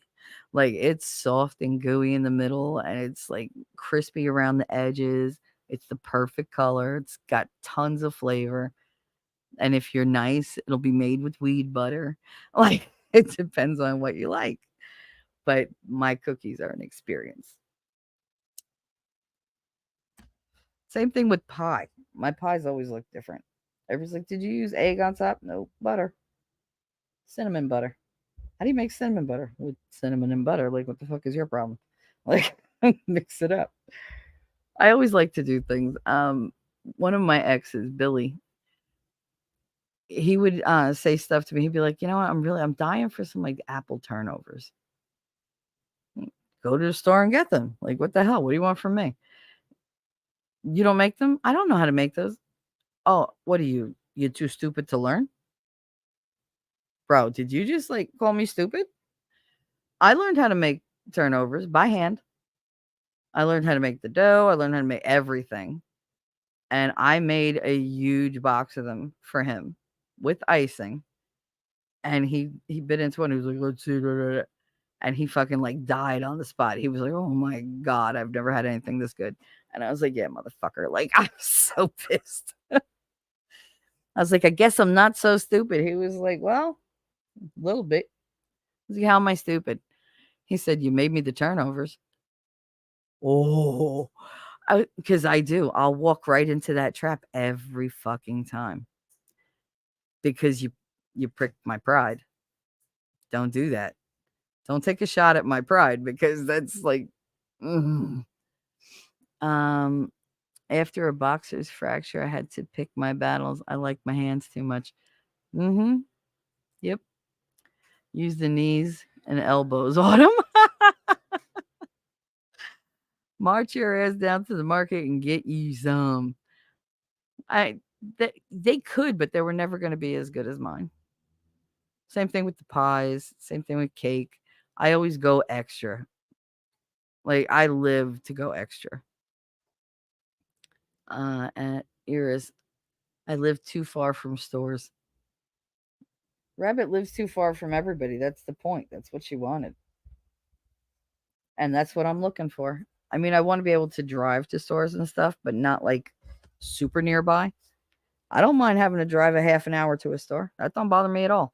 Because that means you have to drive a half an hour to my house. So it's like, I like that distance. And you can make what you want, Rabbit. Rabbit does what she wants. She makes what she wants. She is a fucking powerhouse. And I love her. You, lady, you inspire me so much. You have no idea. No freaking clue.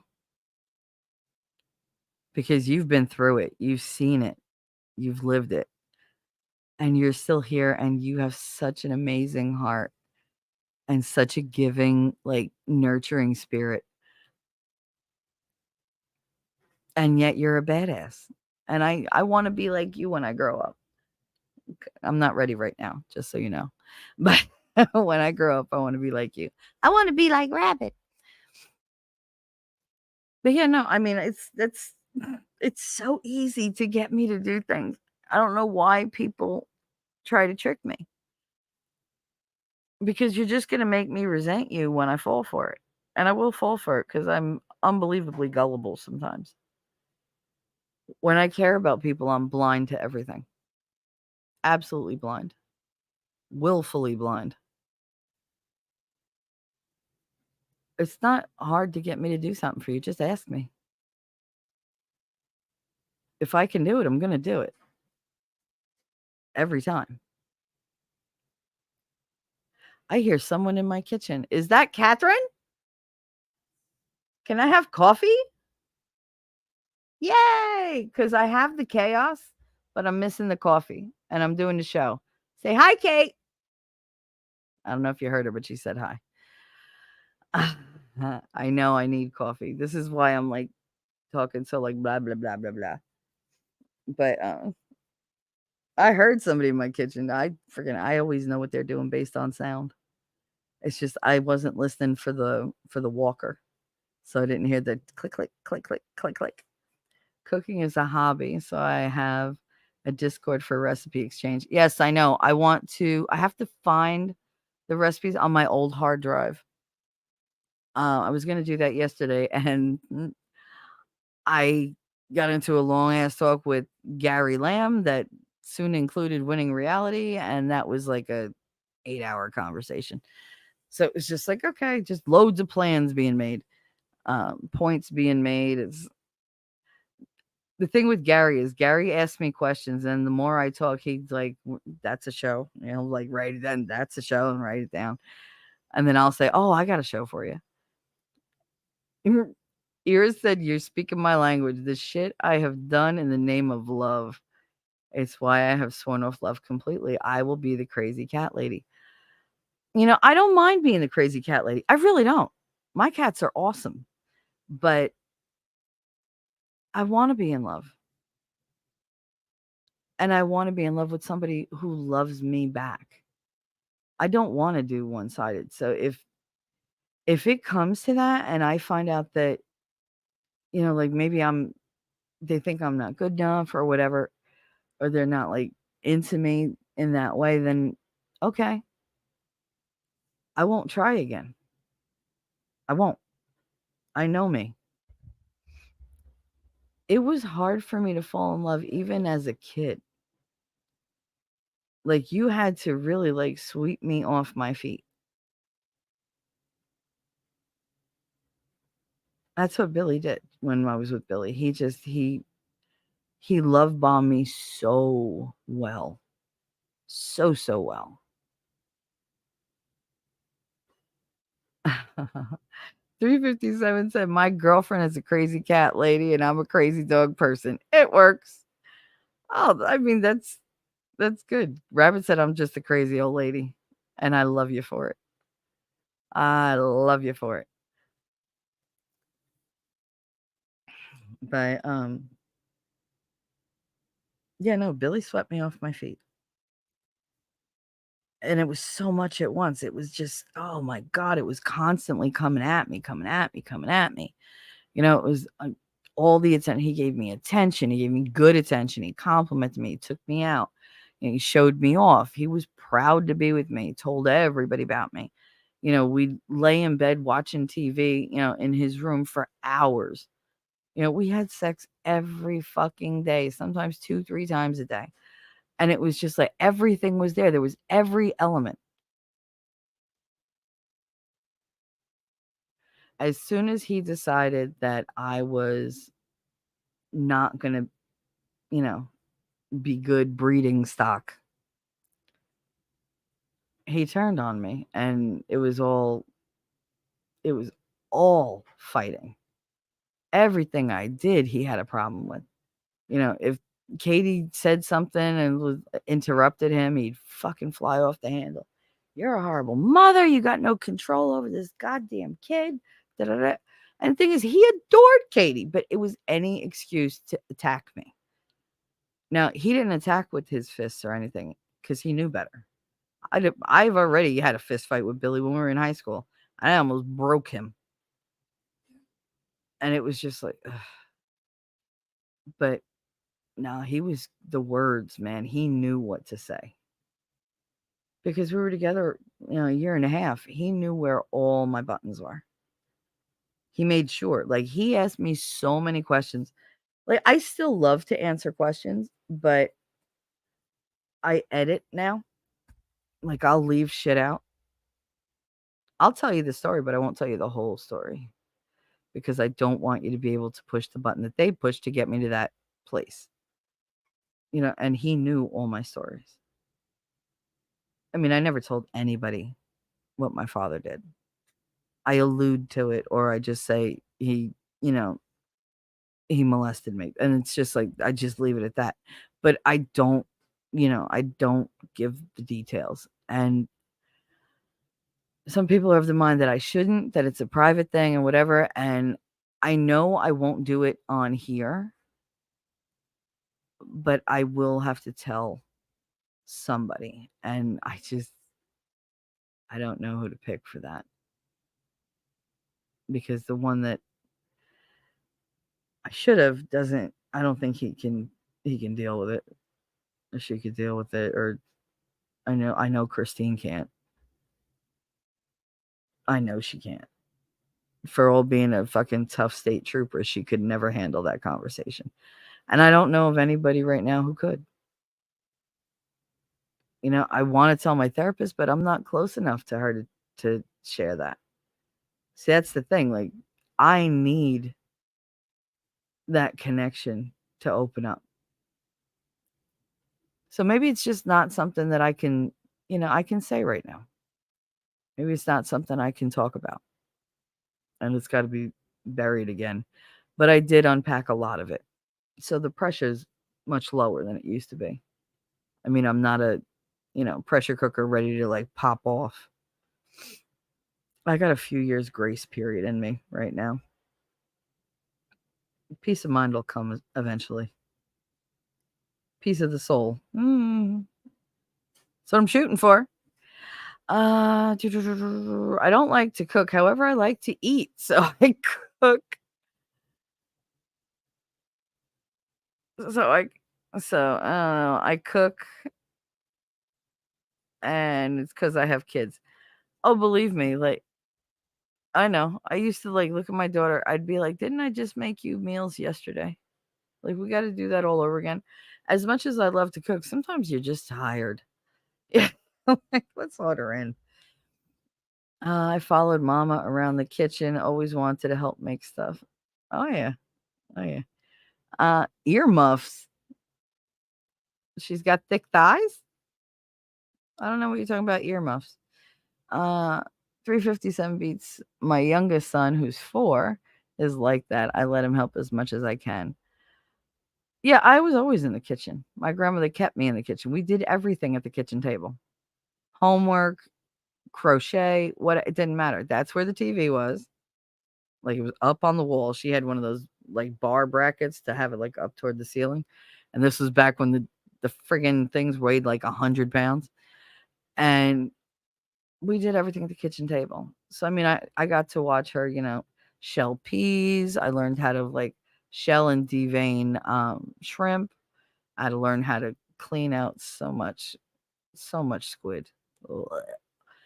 I learned how to clean out crabs, how to tell the female from the male, because we never brought females home. You never take a female crab. And especially if it's like, and I'm talking about like Jersey crabs. So it's like I think they're called blue claw.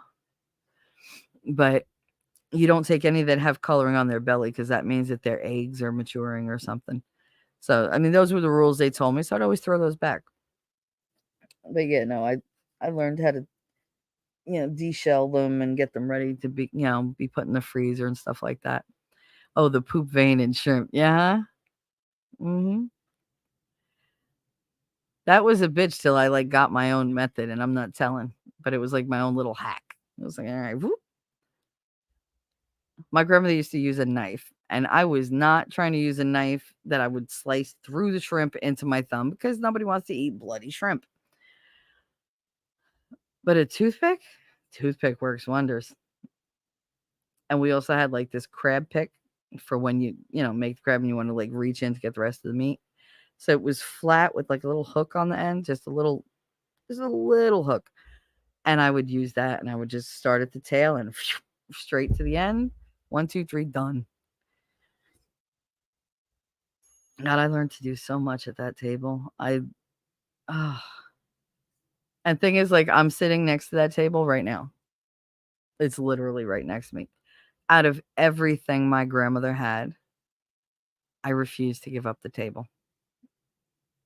I refused. I mean, it's like it's wobbly. I need to have the legs readjusted and put back in. But I'm looking at it. It's right next to me. It's right at my elbow. And I learned everything on this table. Oh my God. When I had my daughter, like she used to sit in the middle of this table in her rocker, like in her little bouncy thing. And we would all just do whatever we needed to do around her. And she had a great time because she was the center of attention. But Katie never moved. Like if you said, Katie, sit in the middle of the table, don't you move. She'd sit there. You could leave for an hour, come back. She'd still be sitting there like, hey, where were you? Just smiling away. All you had to do was like give her a block. She'd be happy with that block for an hour. Now, my son, you put my son in the middle of the table, you blink and you're like, where the fuck did he go? Where'd he go? Like he was just gone. And he would be like in another room, you'd hear crashing and he, like he was just destructo. Oh God. He was the button pusher on electronics. I can't tell you how many times everything was either in Spanish or I had no sound or whatever, because he would just go around pushing buttons. Eventually, I taped cardboard over every goddamn button there was in my house so that if I had to use it, I had to undo all the fucking tape. And it was just like, ugh. But it was a lot better than having to reprogram everything. He drove me nuts. But I love him. It's the good memory from that table. Oh, yeah. I learned so much at this table. There have been so many relatives that sat here.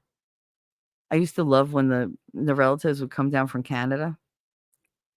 And it was cousin Paulie and cousin Peter, because of course we had one branch of the family that was nothing but Graziel, Maria, Peter, and Pasquale.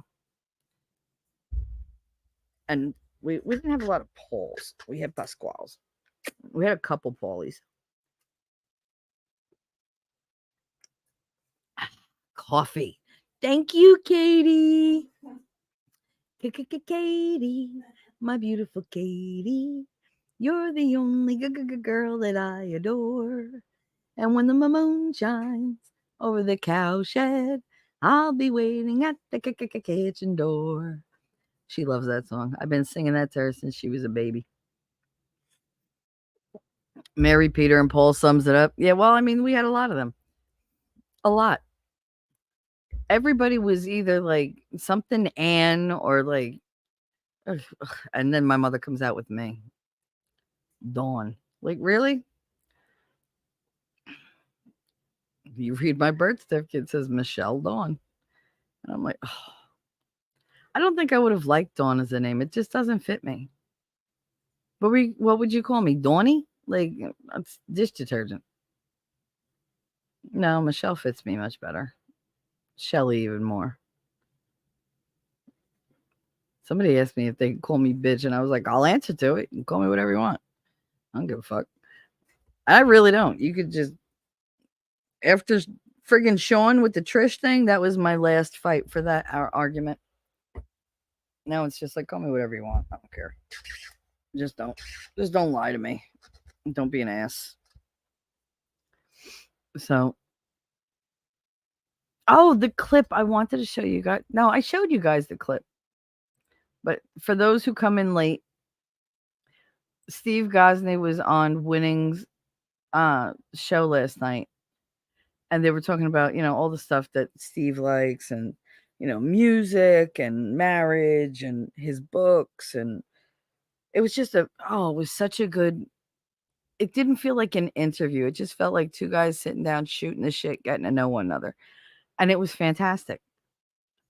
And when I went, after the show, when I went backstage, when I appeared, because I wanted to say hi, he was playing the guitar. And I was just like, oh my God, that's awesome. And I was so happy. But yeah, he was playing along with the song and I got to watch him. And it was just like, oh my God. I mean, I love Steve. Steve is great.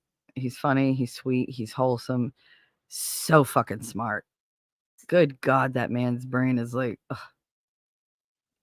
I mean, I'm always surprised at like Winning's brain.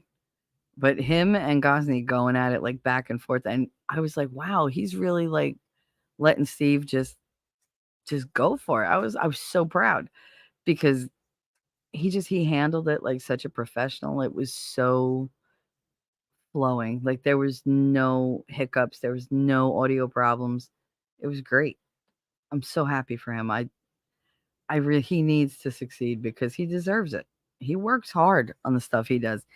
Yeah, he's not like me. He doesn't just show up and go, "Hey," he's not sitting there just flapping his gums. He's actually got things to tell you. So it's like it's his mission. I don't know. So anyway, so he was talking, and wait till you hear the innuendos. You're gonna die. Talking Trap and Truths is in the chat, and she's crushing it. Yes, and yes. having Shelley's a great. Awesome. She's talking some great conversation here, and so she was talking about something that picked up on it. I love it because she's obviously a brilliant lady. Yes, she is. She said, described herself, she'd much rather be the neck than the head. That she likes to be the neck.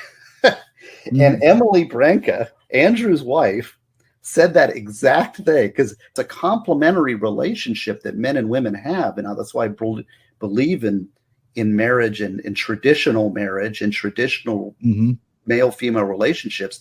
We're made for each other. We're incomplete apart, but we are complete together. You can't have a head without a neck. Exactly. It's like, well, the head is more important. Oh, the neck is more important. No, you got to have both, right? So anyways, I wanted to explain that. So she had brought that up. Like she'd much rather be the neck. And I was like, that's a good, honest, traditional woman who knows the power of the neck. Yes, she is. And I know the power of the neck. And I love how Winning backs me up. He goes, yes, she does. Thanks, Win. Love that. I monitor Winning Reality's channel, but he has plenty of mods, so I'm not needed. No. You're needed, okay? Because I'm supposed to be creating. I'm not supposed to be modding, but I do it for him because it's him. Jacob said he's a freaking awesome dude. I had the opportunity to grab lunch with him once. Oh my God, did you really? Just a real man's man. Oh, that's so awesome. Oh, color me jelly. Outpost nerd, happy belated birthday. I wished you a happy birthday yesterday, but I'll wish it again because it's the weekend. Yesterday was Nerd's birthday. Winning Reality is great, and he will grow. Oh, Rabbit, the things you say. Wait till I tell him you said that. He's going to be so pumped. He'd be like, oh, Rabbit wants me to grow. Like, he aims to please. So I'm going to tease him with that. Something terrible. Grow. So Nerd, I sang you happy birthday yesterday. I know I embarrassed the shit out of you, but oh well. I got to play the role of big sis because somebody's got to do it. I hope you had a really good weekend, honey. I hope somebody brought you cake. God, if I would have known that your parents were going to be such dicks about it, I would have sent you a cake. I would have had it delivered. I'm so sorry, honey. I hope somebody brought you a cup. Did you go out and get a cake? I mean, welcome to the world. We all bake our own cakes.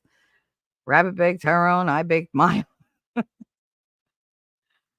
Outpost node. Outdoor node. That's what I'm going to call you. Outdoor node. Outdoor node is, let's see, how old is he today? What are you, 45? 55? I forget. I know that he's spazzing and spurging out real big right now because he knows I know how old he is. But I like to fuck with him. So anyway, guys. Yeah, no, yesterday it was such a good day. Such a good day. I had fun during the day. I talked to a bunch of people. I got, a lot of stuff done in my house. My son went on Friday night. Was it Friday night? Friday night. And he went and got my packages. Oh my goodness. I was so excited. I was like, oh my God, he actually did it. Because I've only been asking for like more than 2 weeks. And all he had to do was walk across the street. But it was, oh no, I'm busy. I'm going to call. I was like, ugh. Friends always come first. But no, he finally did. He went and got my packages. My packages. Margaritas to go and tacos. God bless Texas drive-through. You can get. Oh, I want to live in Texas if they have drive-through margaritas. Oh my. Jacob said, "Yeah, he works for my county." That's right. So I emailed him to say thanks for the work he does. That I'd like to buy him a beer sometime, and he comes back with, "We can we can grab lunch anytime." I was like, "Damn, like for real." Um, Outpost said, "I'm still younger than you." Yes, ma'am. Thanks, Rabbit. Uh, you can still be younger than me. I mean, you were younger than me all the time, but it doesn't make you wiser, or it doesn't make me wiser. It just means I get to make fun of you all the time because I can. And it's not like you just take it, you fling it back. I'd rather you fling insults at me and try to like get even with me than pick a fight with somebody else. That's why we're working on that. We're working on your temper, nerd, I swear. Because if I don't make you commit murder, then nobody's gonna. You know, I said that once. I said that to Tommy so many times. I was like, bro, how you're not like ready to kill me? I don't understand. Because I would push him to the limit. Apparently, though, I didn't push him hard enough because the one that came right after me did. And then she went swimming without the ability to swim or breathe. Jacob said, but sound younger than me, according to Shelly. Oh, yeah. Nerd, he sounds like he's like 16. I don't know what it is. It's he just sounds like he's 16. He looks like he's 40, but he sounds like he's 16. I'm kidding, nerd. He looks like he's like 35-ish. Oh my god, are you 35? Because if you flip that, it's 5'3", and that's your height. Oh my god, that's so cool. Unbelievable. And you could do it again when you're 53. You don't even have to flip it. You'd be like, I'm 5'3" at 53. Oh, nerd, that's so awesome. I love when I see little like patterns like that. It's so cute. I think they're omens. They're good luck omens. He said, I'm 36. Well, you're 35, and then, you owe them one. It's the same way if you're 68 and I owe you one. I have a lot of 68s, like a lot. Whereas we 68 and they owe me one. Yeah, he's 36. Sure. I want to see proof of that. I'm just saying. 26, maybe. 36? I don't think so. But whatever. Oh my God. This was just supposed to be like a little 15-minute stream, and I just went and got all like, I didn't get emotional. I got like reflective, I guess. It's funny, since I talked to you guys last week and really like lost my shit, I felt so much better. I really have. Like, it doesn't automatically bring me to tears now, which that's never happened. Usually I think about it and the tears just, you guys don't hear me crying because I don't cry like, no, that kind of pain, it literally pushes itself out of you. So my tears will just roll down my face constantly and you won't hear a thing. That's the worst kind of crying, I think, in the world, because I feel like that's your soul crying out. Like, even your body has said, I can't do this. Like, I need to release something. And it comes out in the form of tears. And it's soundless tears terrify me because that's the deepest pain. Like, you can't make a sound to represent what you feel. There's just nothing in this world you can do. Nothing comes out. And it was a rough day for me. It was super, super rough. And then, I didn't sleep, and I was, Monday just sucked. It just really did. Tuesday was not a whole lot better. Wednesday was good. Thursday was good. Friday was good. But yesterday, Ooh, I was looking forward to that interview. I could not wait to hear what he had to say. And I really hope he comes back and does a follow-up with Winning to talk about music. Because I think those two could just sit there and just talk about it for hours. For anybody who doesn't create, it's a little weird sometimes where your head goes. Because I know that Winning is a person, but he chooses to use an avatar. For the record, I know nothing about Winning. That's, personal information. I don't know name. I don't know address. I don't know what he looks like. I don't even know what his description would be. Here and there, like little things, yeah, but I know none of it. And I don't need to know. I really don't. I know the person he is. People like talking shit about him. They like saying this, saying that, whatever. I was not exactly honest when I met him. And I went in with an agenda that was given to me. Get in there, and I did as I was told. And like just a couple days in, I was like, somebody else had said something that I was entering into this with preconceived notions, and I wasn't giving them a fair chance. And I was like, no, they're absolutely right. Like I'm not looking at this like a new person. I'm looking at this like somebody that I already know all the negatives about, and that's what I'm looking for. Like I wasn't there to be open and honest and form a friendship. I was there to investigate and get like evidence, of which there was none. None. He was totally on the level. And after I sat and I thought about it, I was like, you know what? Go in there with a clear mind. Like just don't think anything. Just let him talk. And I did. And he's amazing. He's the best friend I got.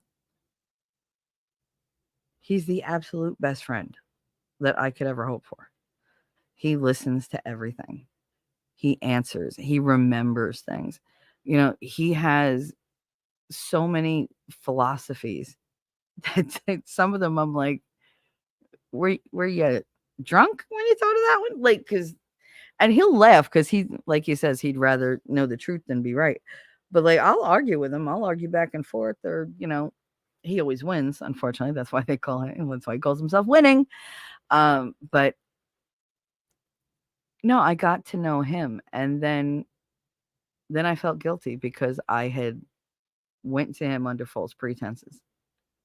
So I told him the truth. I told him not like the whole like why or whatever. I just told him that I went in there to basically to gather information, and again to find out why he didn't like me, because he didn't like me. And he was like, there's something wrong with you. Like he's like, you're painting me in this picture and it's not true. But I got to know him. Jacob said he's not a person, he's an idea that can swim with dolphins. Yes. Rabbit said you dredge up my old memories and it's cathartic. It releases the pressure. It does. I mean, I don't want anybody to hurt because of what I talk about, but you can't keep stuff in, especially the old stuff, because that's like foundational, and I feel better to get it out. I just feel bad for the ones who have to hear it. And talking out loud to myself is not the same. It's just not. Jacob said, hey, that's what we're here for, to listen to you for you. And as soon as it doesn't help you, we understand if you never want to discuss it again. I mean, I appreciate that. I do. I'm afraid of what it does to people who are listening sometimes. But then I get emails saying, thank God you talked about that today because I was thinking of this and I just cried along with you. And it felt like I got everything out and I feel so much better. And then I cry all over again because I'm so happy that they took that from that. because the things I talk about are not pretty. They're not pleasant. Nobody wants to hear them. But the people closest to me, the ones that they picture it, like they can see it in their head. And I don't know if they look at me different afterwards. I did. I looked at me different. I hated myself. I did everything in my power to destroy myself. Everything. And I succeeded. But the doctors were better than me. So, as far as winning, like I said, I don't know anything. I don't know what he looks like. I don't know any of that. And I don't want to. Not now. It's not time yet. Maybe it'll never be time. I don't know. But that doesn't make me trust him less. I trust him with my life. I would trust him with my kids' lives. I'll be perfectly honest with you. And I don't trust anybody with my kids. I don't even trust my mother with my kids. But I know he would never hurt them. Ever. And if by some chance I would be wrong, he would be a dead man in Minecraft. T-Rex, what's up? But yeah, so if anybody thinks like I have some secrets or whatever that I know is secret, I don't know shit. I do not know shit. This is the first time in my life that I am like really good buddies with somebody who I don't have a fucking clue what they look like. So what I was saying is the internet kind of makes it like YouTube makes life weird because, all right, I know nothing. I've never seen his picture. I've never anything. So I have nothing to go on and I don't want it. But when I picture like having a conversation with him in my head, it's his goddamn avatar. Like he's got a body. He's got like now he's got the freaking jacked body. I'm like, really? Like you had to do that? He's got the forearms from like Far Cry 5. With the skeleton gloves because he insisted he gets skeleton gloves. But it's that goddamn avatar top. Like he's literally just this, like it's not even rounded, it's flat, and it's like he's just walking around do in everything that I think. Winning reality is trustworthy, in my opinion. Oh yeah. I may not be great at picking out the untrustworthy, but when it comes to somebody like him, I'm a pretty good judge. And it's not like I haven't, poked the bear to see what reactions I get. I've had him talking until he's so dead on his feet, there's no way he could fucking lie to me. I did that in the beginning, just until he was like ready to fall into the fucking ground. And I never got an answer that I didn't approve of, that didn't, make me feel better. And he'll answer all my questions. He's pretty much of the mind that I am. Like, if you want to know the answer, ask the question, but be prepared for the answer because you might not like it. T-Rex said, winning is a cool guy. I trust him, though, just like you, Shelly. Y'all piss me off because you think it's funny sometimes. What do you mean? We think it's funny that you trust us? Not at all. But I'm not good at accepting positivity. Like, I'm just not. You love to poke bears. I do love to poke bears. I really do. Because I just want everybody to be like their natural selves. And when I see somebody like trying to like clam up or like, be fake, I will poke till you break. Because I don't want people doing that. I know I'm not supposed to like try to control other people. But I mean, if you're going to come over and you're going to be all shy and shit, and why are you here like talking to us if you're not going to open up at all? You're scared? Okay, we'll go slower, but I'm still going to push. I keep asking the questions. No, you think it's funny to get me slightly angry, and so does winning. Well, I mean, we are pretty much the same personality type. I hate to tell you. We're both INF, and then I'm INFJ, and he's INFT. Right? He's INFT. I just told somebody this last night in Rumble. He's INFP. And I am INFJ. So the only difference is our organization. I tend to be more organized in my thinking and like, with patterns and stuff like that. Whereas he's just like data dump. Like he's good at that though. Like the chaos works for him.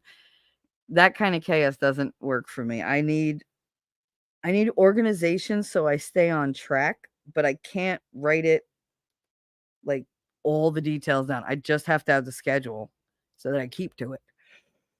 Oh, I'm so sorry. But I can't be scripted.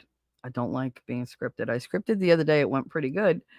But that was because I had somebody in my chat distracting me in not a good way. So sticking to the script was so much easier for me than trying to keep a train of thought. And it kept me from engaging with chat, which meant nothing escalated. And anybody that saw that stream on Denial and saw the chat, everything's fine. I saw Darth. Darth had a couple things to say. Winning had a couple things to say to him about the things he said to me. They went back and forth. They talked. We agreed to a phone conversation. So Darth and I talked. I called him and we just laid it all out. And there was yelling and there was crying. And I like to think there was forgiveness on both sides. And I like to think that he heard what I was telling him. Not just the words, but the honesty of it. And we left it like that. He said, all right, we're good. And we parted ways and that was it. He just, he did thank me for talking to him because he needed that kind of closure, I guess. And he told me just, when you talk about me, if there's words, let the words be sweet, basically. And they are. Anything that happened with Darth, that was minuscule compared to what other people did. But no, I don't hold any animosity toward Darth. We're not a good combination anymore. I have certain tolerance levels that he exceeds. And I'm sure he has tolerance levels of different areas that I exceed. And as much as, we cared about one another, and I love Darth. I still love Darth. But I can't fuck with that. It's too much for me. And it's just, he's a great person, but he's Darth. His heart hurts. I don't want that. But my heart hurts now too for so many reasons, and I can't take on a whole lot like that. I get too involved, and then it hurts, and things just explode all around, and I usually take the brunt of the blow, and I don't like it. But I love Darth. He's funny, he's sweet. I mean, I hope you guys talk to him because he didn't do anything to you. That was purely, I don't get the whole internet bullshit. If I have a problem with somebody, it's a problem with me and them. I don't know why other people feel the need to get involved. And I'm not talking about Winning. Winning got involved because it was disrupting my whole stream and everything. And I was in the middle of a friggin', in the middle of a show. Plus he knew I was going to get upset. So he wanted to just talk to him, which was great. That's why he's a mod on here. He got to remove him and go talk to him to get him to a place where we could talk. And we did. We settled it all and it was good. I feel much better about it. And I really don't want anybody to think badly of him. You all know how he is. So, you got to take the good with the bad. I just got to a point where it wasn't working for me anymore. I just couldn't do it. It hurt too much. And that's not really his fault. It's how things went. It's how he gets. I'm no prize either. So that's why I have no animosity toward him. He's fully deserving of being, loved and having a friend that can give their all to him, but I can't. It's just, the conflict just got too much for me. And I don't want to give details because those details before were forced out of me. And things could have gone a lot differently, but I didn't have a whole lot of choices then. So, Jacob said, I'm glad y'all got things worked out, and I hope it carries on in the future. I mean, I wish him the best. I wish he would go back to doing his streams, because he was good at that. He was good at the laws of power. I mean, I think he only got to 4 or 5, and I still use them. I guess I should friggin' read my own, but I mean, it was nice the way he used to explain them. He always had, very good dialogue on his show. That's why I don't take sides. I care about you all. I know, Rabbit. I know. And we all care about you. T-Rex said, I'm listening, but I'm a little busy. You're so busy. So busy. Till I start driving. A little busy. You found a lot lizard. Aw. All right, so you're busy for the next 3 minutes. Are you going to leave and come back? I mean, if you really white knuckle it, you could probably get in by 10:45 and be done and then come back. So I'll see you in 2 minutes if you're, busy. Caitlin. Oh, Caitlin's been a member for 1 month. It's been a month already? Oh, wow. Oh, shit. That's what she said. It's been a month already. I love you. Oh, I love you too, Caitlin. To think that I was when I first met you, I was I don't know about you. I was so rude because I dislike people before I like them. That's just how I run my life. And when I met you, it was in Discord. And I was like, who are you? Who are you? Why is she here? Where'd she come from? Because it was and you were just you sat there real quiet. Real quiet. Quiet people, aw, he gave me the middle finger. I love you, T-Rex. Thanks for the super chat. That's T-Rex Trucking coming in with the $1.99 super chat. Giving me 4 middle fingers. Only 2 will fit. Jacob Pete said, wrap it up, T-Rex. Them lizards are dirty. Oh, what's a little chlamydia between friends? Just pretend they're a koala. I'm sure it won't be hard to do because lot lizards not big on the shaving. So they're going to be furry. Just saying. I got to eat something. Sorry, guys. But, yeah. You would think they would be well shaven. I mean, they sell razors in the truck stops. Maybe they do it for the warmth so that they don't have to wear clothes that are real heavy. Rabbit. Yes, it's been a month for celebrating. Shelly T3. I love you, Rabbit. I do. You're so funny. It's been a month for celebrating. I am so proud of myself. I really am. You can't imagine. Because I didn't think I was ever going to get monetization. I didn't think I was ever going to break 600. Yeah, I didn't think I was going to get all those watch hours. Now I'm almost up to 4,000 watch hours. If I would have kept all my old videos up, I would have been well over the 4,000 months ago. But I took down more than half of my long videos and my lives. And you remember my lives used to be 12 hours long. It's horrible. But yeah, I took all that down. So I lost all those viewable hours. I didn't even just take them down. I deleted them. Oh yeah. I deleted them. I was like, fuck this. Gone. Because I don't want to hold on to that part of my past. I just want to remember, good things. Somebody's texting me. And of course it's T-Rex.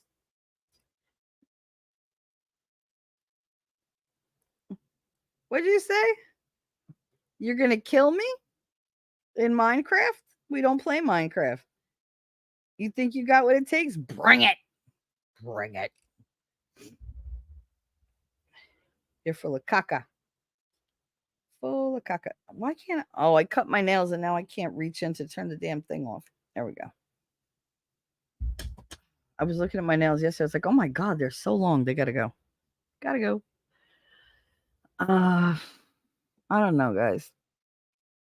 This is just me sitting here just doing a whole lot of talking to you, talking out loud, and trying to process everything that's happened. because like I said, it's weird here. Like, I'm so close to so many of you, and like, not close like in distance, but close as a person. I love you, T-Rex. But like close as, people. Like, you're important to me. I care about you. We talk all the time. But I'm not near any of you.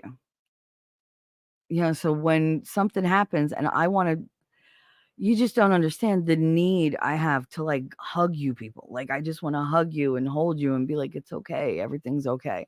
Because that's what I do.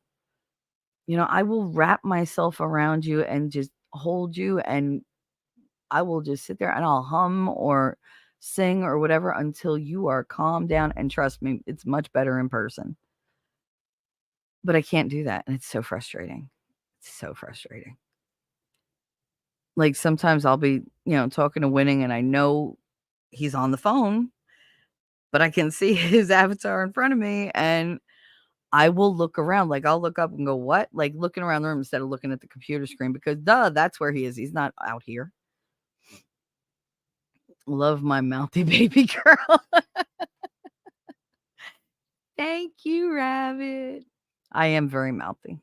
I'm the mouthy mama. But it's just weird to be this close to people that you've never met. You don't know their real names, and it's good because you should know their real names. I threw mine out there because it's too easy to find me. Rabbit said, Shelly's so proud of you. Thank you, Rabbit. Oh, I am not crying. I'm not crying. You're crying. No, my eyes are already tearing up. So no. But thank you. It's rare when people are proud of me for anything. I really want to get my mother on here, and I just don't know how I'm going to do it because she is tech stupid. Like, it's just, and I kind of want to tell her to just come here and like just have a conversation with me or whatever. But she's such like, I don't know. She hasn't been here in what, 3 weeks, a month, around there. Whenever I got the bed set up, so it's probably about a month. And it's like, okay, she's 6 blocks away from me. She'll go anywhere in the world with her husband, but never here. It bugs me, guys. It really does. It just, when my kids were ever in the hospital, I never left their sides. Never. Even now, if Katie was in the hospital or anything, or Connor, I would not be freaking leaving. Better get me a comfy chair because I'm here for the duration, bitch. You ain't touching my kid. You ain't talking to my kid. Not without me there. Like, Supermom is here and I will hurt you. My mother never came to see me. She dropped off my laptop and was out the door in less than 2 minutes. And when she came to pick me up, because I forced her to, it was like, all right, come on. I was like, really? Like, I didn't even sign the release papers. Like, could you calm down? Well, you told me, all right, you can't give me an hour? Like, calm down. And she only lived across the street from the hospital. It wasn't far. How much more do you need to have somebody say, I don't give a fuck about you? You don't matter to me. That's my mother. Strangers care more about me than my mother. I don't take that like I take everything else. Like, I don't look at that as, oh, I'm not worthy or that. No, when it comes to her, I know her motivations, and it's got fuck all to do with me.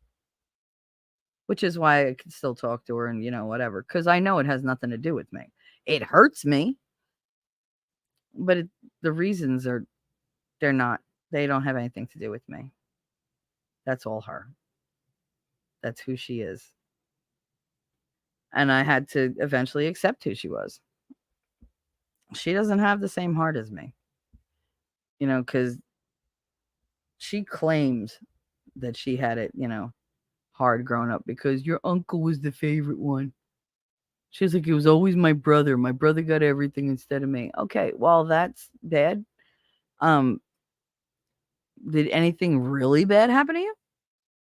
Oh, I got into a car accident once and the ashtray went and embedded in my knee. And then I got grounded. If that's the worst thing that you could think of from your childhood, shut the fuck up around me. Like, just don't. I mean, she's got to understand, she had my grandmother and my grandfather her whole adolescence, her whole childhood, her whole adolescence, her whole young adulthood, right up until she was basically fucking 60. She always had them, and they were always bailing her out, and they were always supporting her, and they were always trying to, come on, Marianne, do this, do that, whatever. And she just didn't listen. She did what the fuck she wanted. She went with whoever she wanted. And her decisions, everybody else had to pay for. I mean, she paid for them, but they were her decisions. I shouldn't have had to pay for them. My grandmother shouldn't have had to pay for them. My grandfather shouldn't have had to pay for them. The entire family should not have had to deal with that much strain and tension because of her decision. Because my father was evil, and they all knew it. And yet nobody fought for me to not go with him. He did 1 year, not even 1 year. It was like a couple months of supervised visits in the gas station. And then he went to the judge and said, everything was fine. She's perfectly fine with me. I didn't hurt her. I didn't do this. I didn't do that. It was a perfect gentleman. I'm a great father. And the judge said, okay, you can have visitation unsupervised. You could have day trips. You could take her for the day. And he gave him, I think it was like 3 weekends a year. 3 or 4. I think it was like 1 weekend a season.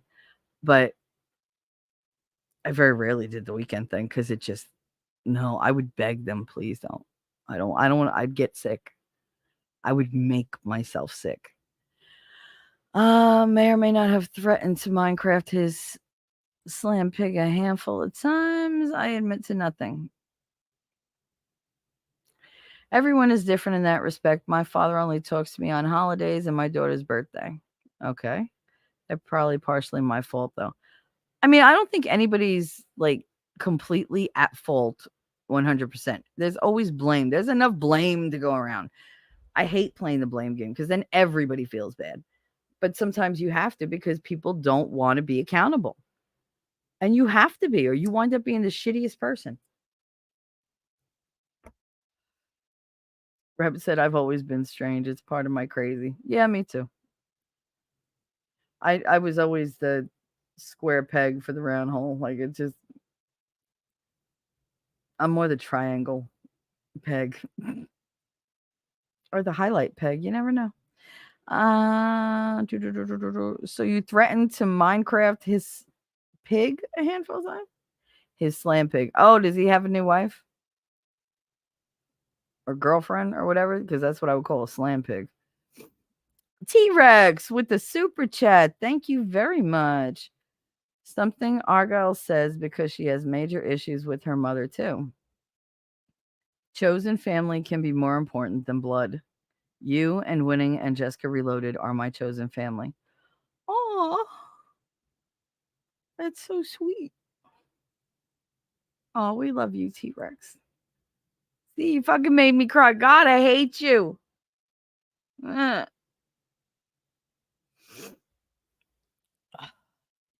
Ass. T-Rex, funny story about that. Nobody uses the full turn of phrase when they say blood is thicker than water. It has nothing to do with family. Well,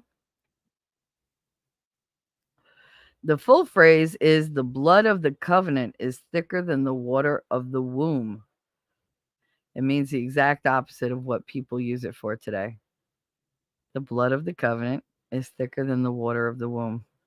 So our tie to God and all that he has promised is stronger than any promise or tie we make to our parents.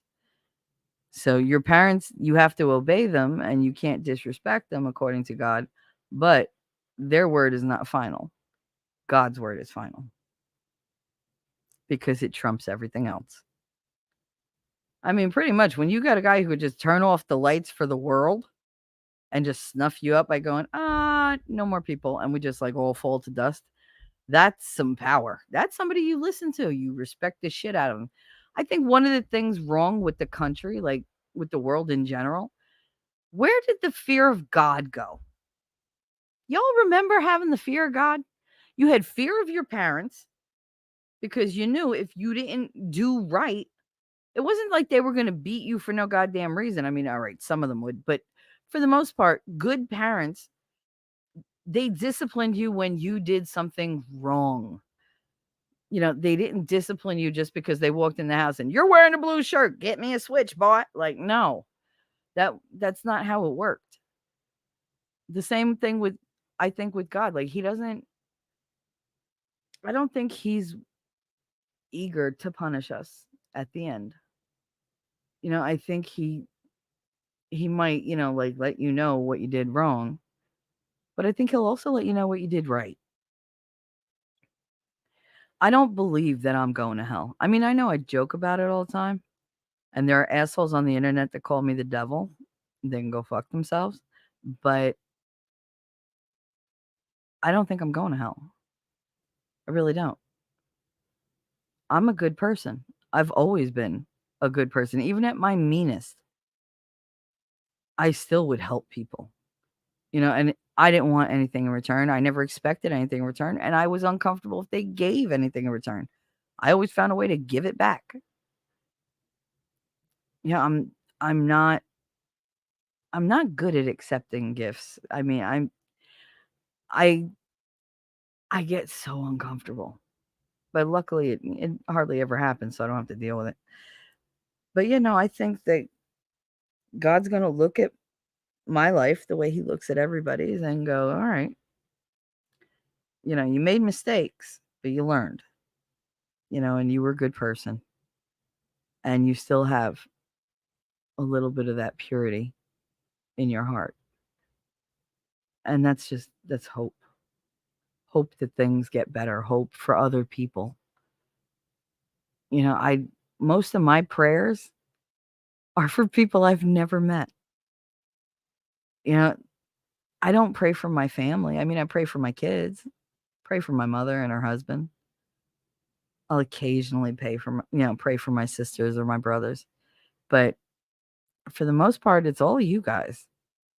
And it's people I've never met, people who are dying in wars that should not be fought. Senseless deaths. All that work put into a life, and somebody just comes and snuffs it right out. And then what did you do with your life? Nothing.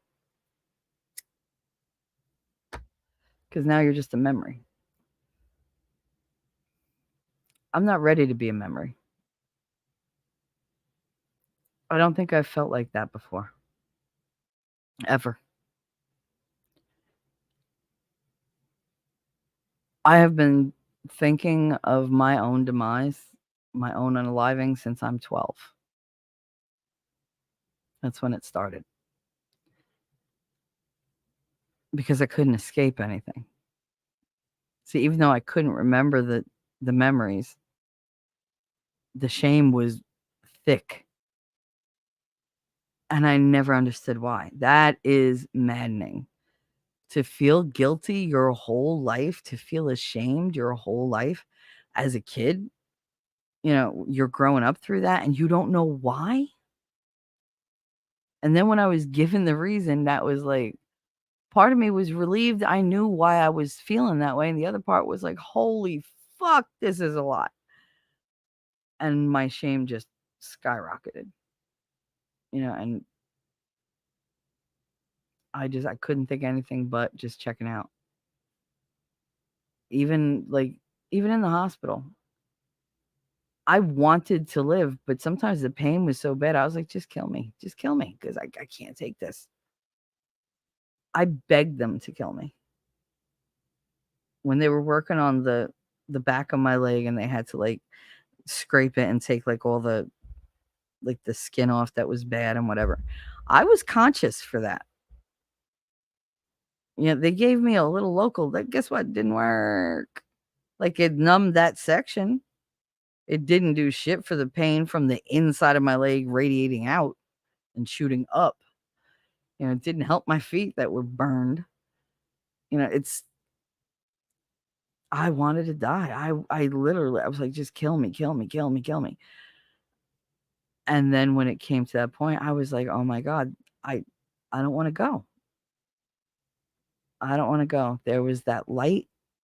Told you all as soon as I came out of the hospital about that light and all the memories and all the pictures of all of you.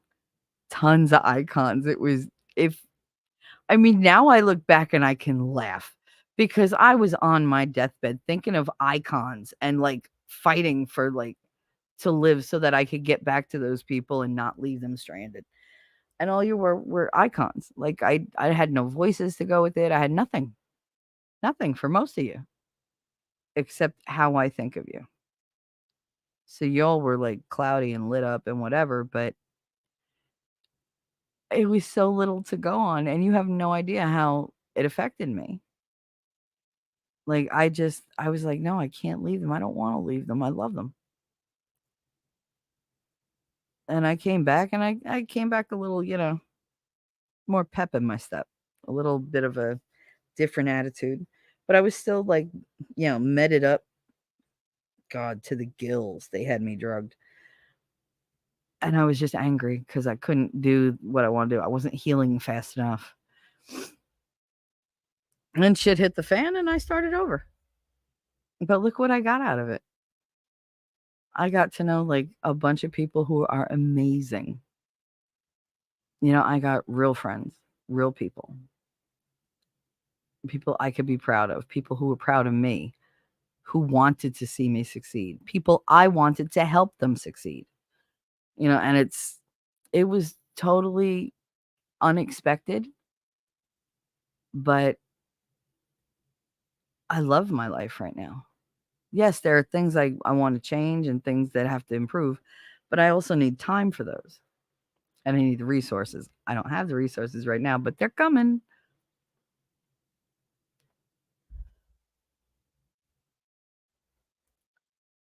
I'm learning how to trust.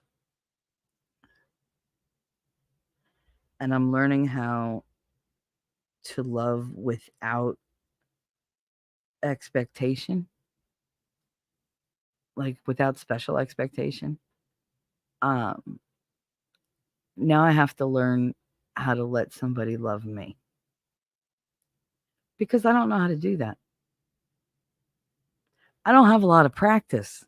I don't have a lot of experience in that. People tell me they love me all the time, all throughout my life. Oh, I love you. I love you. I love you. You're so great. I love you. But whenever the chips were down, they ran. I had nobody to lean on. And it was like, yeah, well, I actually did love you, but you can go fuck yourself. Like, just go. And they all come back, and I forgive and forget, and then they walk away again, and I'm like, whatever. And we play that game until I shut the door. Because sometimes I'm just done. I'm just done. Caitlin said, I love my mother, but there is a reason I live across the country from her. And my father's a whole different story, but I've chosen the people who make me feel like life is brilliant. God, you're amazing. I love you, Caitlin. It's just, that's what you have to do. You have to do what you have to do. I love my mother.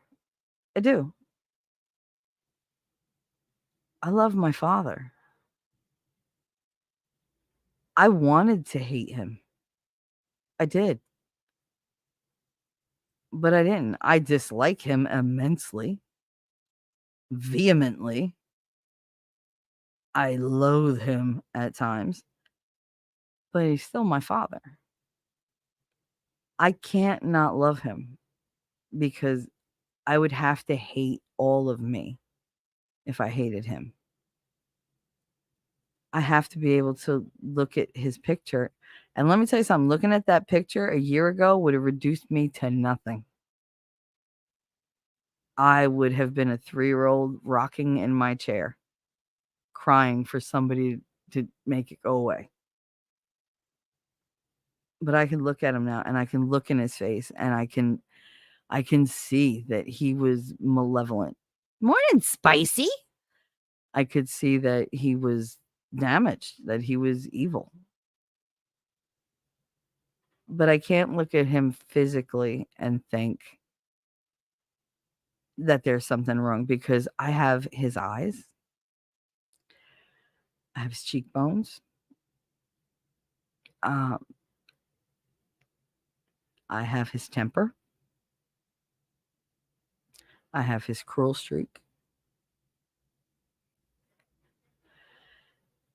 and I have his ability to see all the weaknesses in people and map out their buttons like I'm about to play a concerto.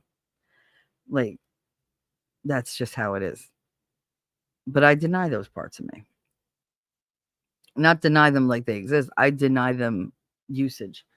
I will not tap into those areas.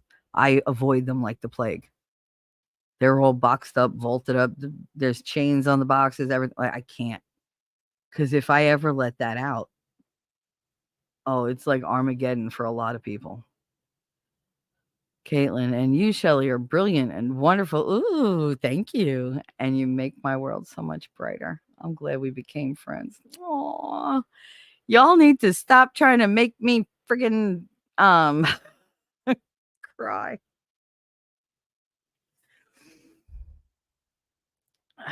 God. Thank you, Caitlin. You're so very, very sweet. You are. Jacob said, fun facts that make Shelley go on long digressions, brought to you by yours truly. Listen, all you got to do is point in the direction, and that's where I go. And I will take the longest walk possible because I have a lot in my head. There's so much going on in my head. It's ridiculous. And like people, I've been told, like, they're like, you have a lot of stories. I'm 49. I did not stay home until the last, until we got locked up here. I was never home. No, you want to go somewhere? I'm with you. Let's go. Every adventure was mine. Everyone. I loved meeting people. I loved going places. I love getting lost. I still love getting lost. Just drive in one direction and look around when you feel like stopping. I found amazing places. Fucking waterfalls in the middle of like an urban city, natural waterfalls. You're like, where? I didn't know this was gorgeous. Absolutely gorgeous. And yet I never knew it was there. I didn't know it till I got lost. I was like, what the hell is a waterfall doing in the middle of like a city? Every time I bring up some historical facts, something about language, whatever, you always have something to say, but it's always a good time. I have a lot of knowledge, Jacob. I mean, I have one of those memories where I don't forget anything. It's only recently with this. Hi, Lexi. It's only with the damn brain crap that I forget shit. I used to be able to pull up entire pages in my brain and read from it like it's sitting in front of me. And I can't always do that now. It's very frustrating for me because I'm like, wait, I know that. Oh, where's the memory? Because it's like everything is stored. I have a card catalog. That's my storage system. I'm old school. What can I say? It's a Dewey Decimal System. But I have a card catalog. But when I pull the card, the book is right there. The memory is there. The information is there. So that's what I do. And I have a lot of information. Jacob said, plus it's fun for me because I used to be the kid that would distract the talkative teacher to avoid work. I did that too. Now, wait, okay, I gotta chill. Sorry. Now I'm the commenter distracting the talkative streamer. Well, shit goes sideways sometimes. Who knows? I just took somebody's advice and stopped looking at numbers. I don't look at who's here. I don't look at who's not here. I just talk. And I have fun with what I'm doing. The conversation might not always be, like upbeat and peppy and whatever, but it's a needed conversation. A lot of the times I have to say the things that nobody else wants to say because they need to be said. Like when I was talking to Dart, there was much screaming involved. And my son came out of the room and was like livid. And I had to explain to him, sometimes you got to make the difficult conversation. You got to have it. Yes, it's difficult. Yes, it's going to get loud, but it has to be done. Card catalog, Dewey Decimal System. I love you so much. Oh, it's spicy. I think it's a shame that these kids just do not have to search for shit the way we did. Going to the card catalog, finding it finally, then you go to get the book and it's not there. And you're just like, ugh. I refer to my wealth of useless knowledge as my Rolodex. There you go, Jacob. There you go. I am a font of useless information. That's why, like, when people say things, I'll just correct them. They're like, how do you know that? How do I know anything? I heard it somewhere once and it's in there. Once I hear it or read it or like have to say it, it's in my brain and that's it. That's why I can usually verbatim tell you an entire conversation. I suck at it now, but I used to be able and Nancy did that to me. Because if I had a 10-minute conversation with like somebody, she wanted me to relay it to her and it better take 10 minutes. No more, no less. And when you've had to deal with a crazy blonde psycho, damaging all your shit, you learn to keep the information in your head and ready to go. God, that bitch was crazy. I just don't have luck in relationships. I really think I might as well just die alone. I mean, in the end, we all die alone anyway. But, love the smell of old books in a library. Oh, God, yes. I am so unsatisfied when I read online. So unsatisfied because I want to sit in a recliner, like half upside down with the big old book in my hands, just flipping through. And I want to hear that as you like turn the pages. I want to have to oh, come on. You always have that one page that doesn't want to turn because you can't grab it. You can lick your finger 1,000 times. It's still not catching. And just be like, fuck it. Then you go all the way to the bottom and you're like, I tricked you. I hate finishing books. I finished them all, but I hate the endings. I really don't like endings to begin with. That was funny. I don't like endings to begin with. But oh God. Did she say that? Sure did. Sure did. Yes, sir, Miss Ma'am. Yes, holding. I love holding a book. Turning the pages, placing your favorite bookmark in between the pages. Yep.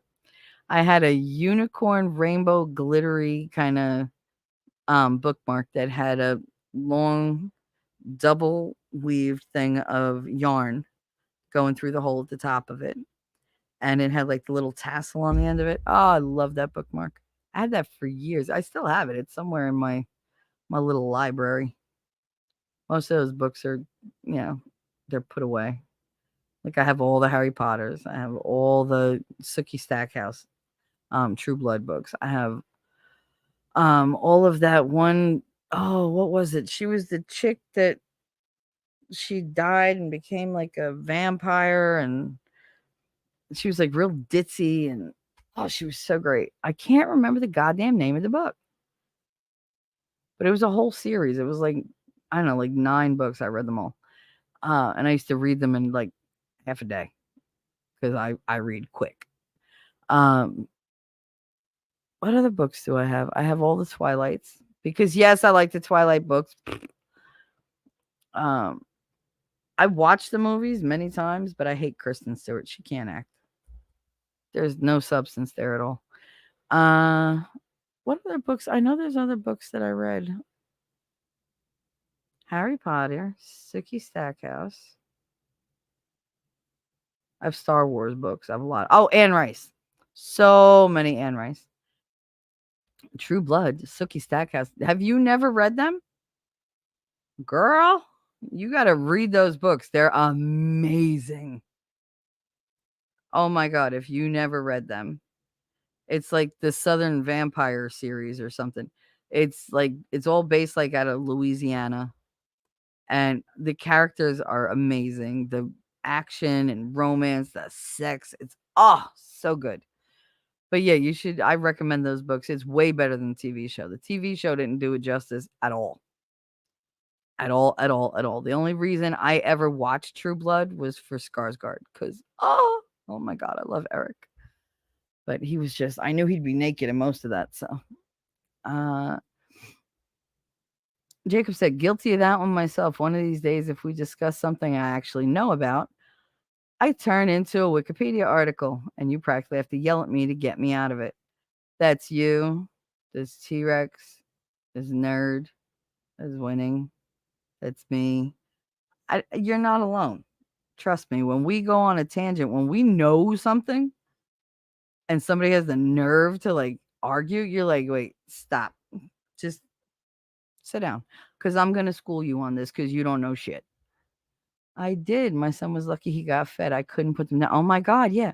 Sent me the entire set when she was. I was reading one a day because I would like read it and get to the middle and go, wait, what? And go all the way back to the beginning. Because I'd be like, where did he come from? And I remembered every detail. And I loved those books. I could not devour them fast enough. Jacob Castro. Sup, Savage? Happy Sunday. Rabbit, I read medical books or science books. Yeah, I always need an escape.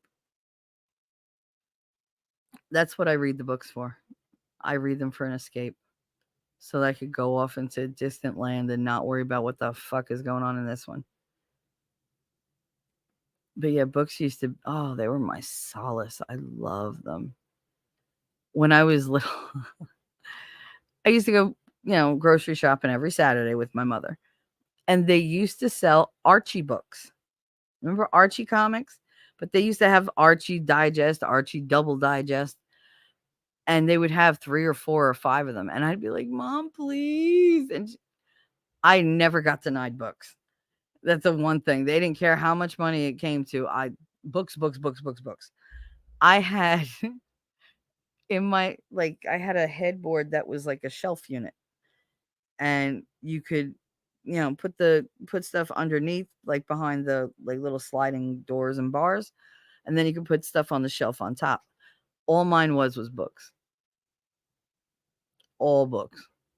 My grandmother had bought me all these pocket editions of these biographies of famous people. And they were all like not cartoon. They were comic. They were graphic novels. How about that? They were graphic novels. And everything, there would be writing on one side and then the pictures on the other. And it would, you did them together. And there were like 100 in the set. And I read them all. I still have them.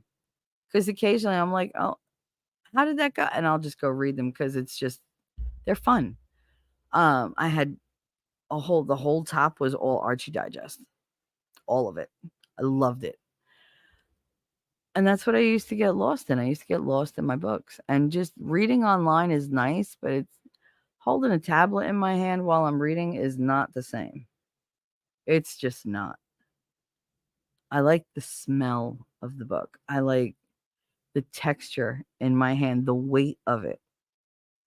I even like when because there's always a time when you drop the damn book and you hear that brrr, as all the pages like flip together and you're like, God damn it, where was I?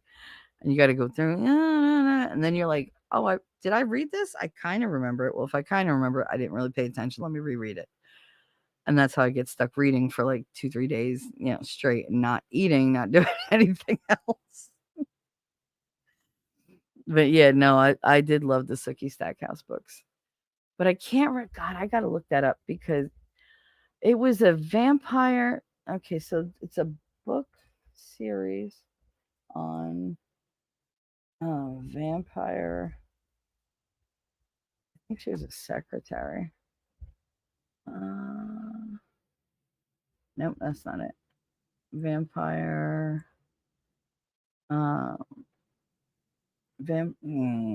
Funny. Let's see. Female vampire. Funny vampire books. Can you really? You're just not going to tell me? The recently turned Christian, the new him. No, that's not it. I mean, if I saw a picture of it, I'd know what it was. Damn it. The Reluctant Vampire Queen. No, that's not it. Oh, come on. Just funny vampire books. Vampire Hunter D. Woman Eating. No. How about no? How about no? Oh, come on. When Life Gives You Vampires. That looks funny. Rules for Vampires. No. No. No. No. All right. Just fun. Female vampire funny book.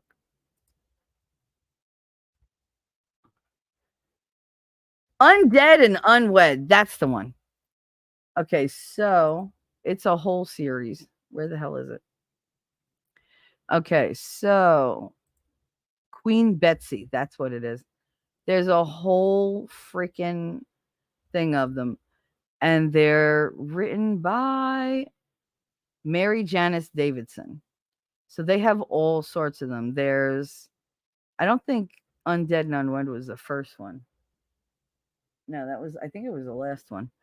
But it's a whole series. Like Undead and Unpopular. That's book 5. Oh, this is book 1. So Undead and Unwed is the first one. Queen Betsy book 1. If you find it, if you could download it, whatever, hilarious. Oh my God, it's hilarious. And I really think, boy or girl, you're going to enjoy it because there's something for everybody. Stream is healthy. That's nice. So yeah, so nice girls don't have fangs. That's a lie. Yeah, so that's what the name of that is. Undead and Unwed is the very first one. So good. My mom worked for World Book when I was born. I had an encyclopedia. Nice. Dad was mad I tore the pages. Mom refused to take them away. I practically memorized them. You should see me watch Jeopardy. Oh my God. Tearing pages as a 3-year-old. I mean, I know. Molly Harper. Nice girls don't have fangs. I'll have to look for that one. Wait, I'm going to write that down. Molly Harper. It's been a while since I enjoyed like just sitting and reading a book. Nice girls don't have fangs. But you know, Undead and Unwed. Look it up. See if you can maybe get a free copy or whatever. You won't be disappointed. It's fucking hilarious. So funny. Parts of it are like really sexy. But she's just your average everyday like ditz.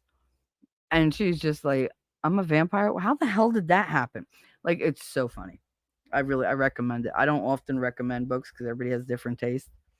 But that's really funny. And that's always been my escape. I just run off and, you know, do what I do. But somebody texted me. Who? Okay.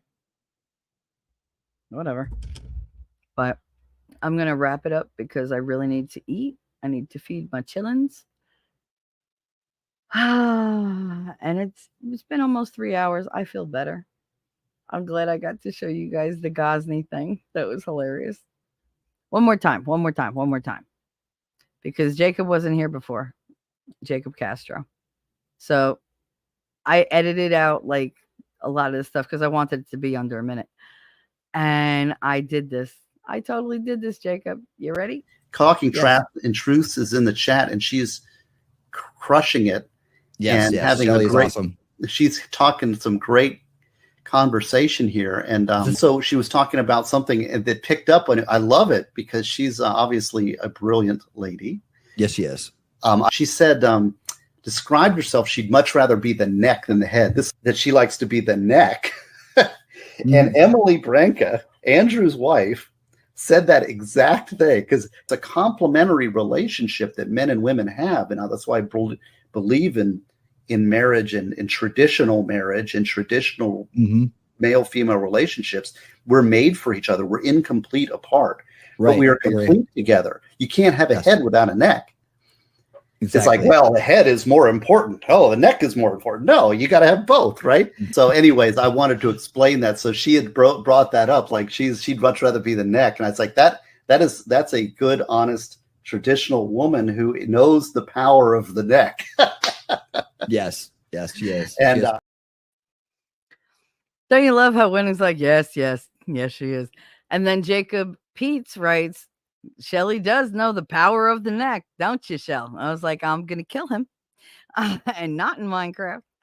But yeah, Steve is a gem. I said that earlier. I said he is a genuine gem.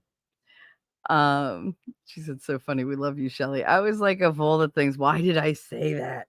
And then I was like, well, at least you didn't say the throat. Like, because that would have been too much. I was on my best behavior. I really was. That was a very innocently made comment.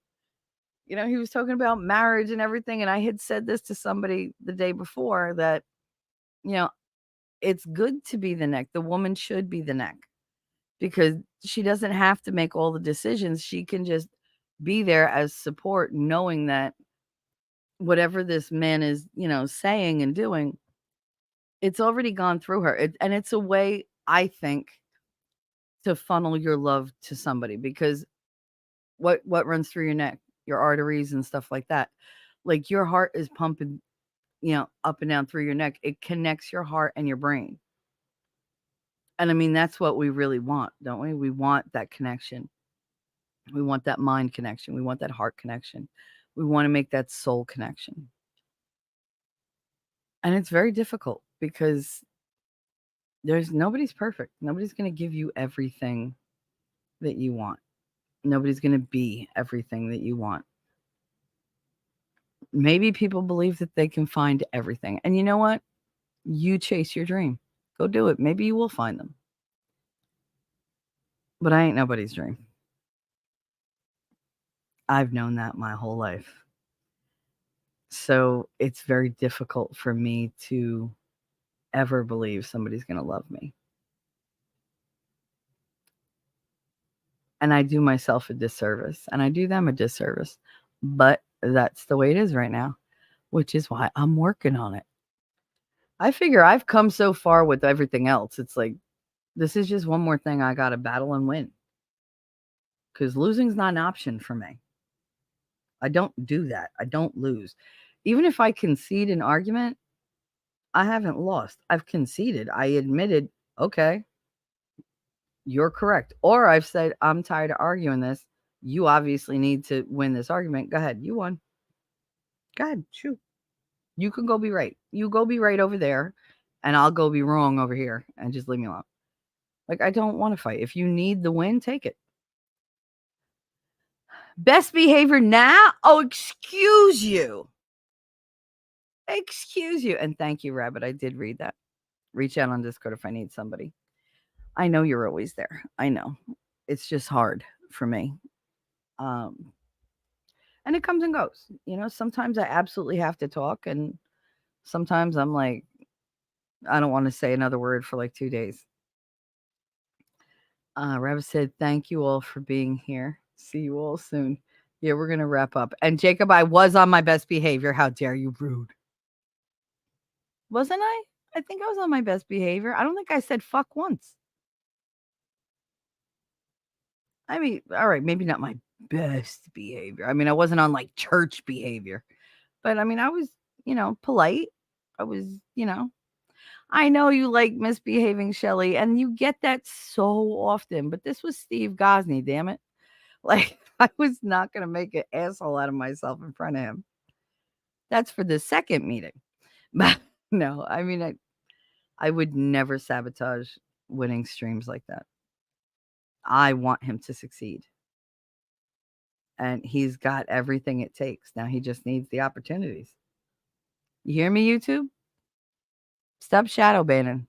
Stop being a dick. You got somebody spreading a really good message, trying to help people, save people. And you want to, you know, cuckold them. That's great. That's just great. Steve is one of us. He's a savage. Oh, I know. Like, he's wholesome and everything. But she said, now you did, so fuck it. Well, I mean, I'm not on my best behavior for my chat, like for my stream. Fuck that. But no, for his, I was very good. He hides it good. Steve is chat. Oh, I know. I used to see him in Nick's. Like, I would sit there and laugh because he can troll with the best of them. And he has no problem. He shuts people down left and right. It's like, damn, you got some backbone on you. We go pretty far back. I didn't know you knew him like that. He is a great guy. He really is. I was just so happy that it went well last night because it was a really good day and I had really good talks with people and I got a lot done as far as, connecting with people that I was too bleh to connect with. And then last night's stream, and right after the stream, we all went to bed. Everybody was like, okay, now. Like, I was up a half an hour, and then I just fell out in my chair. I woke up 6 o'clock this morning. So I was like, oh. And I panicked when I woke up. Oh, my God, Caitlin. I knew what day it was, but I thought it was 6 o'clock at night. And it was 6 o'clock in the morning. And I jumped up, and I went to, I ran to the bathroom, brushed my teeth, brushed my hair. I was like, oh my God, I have to do a show in an hour and a half. We didn't eat. Like, these kids didn't wake me up.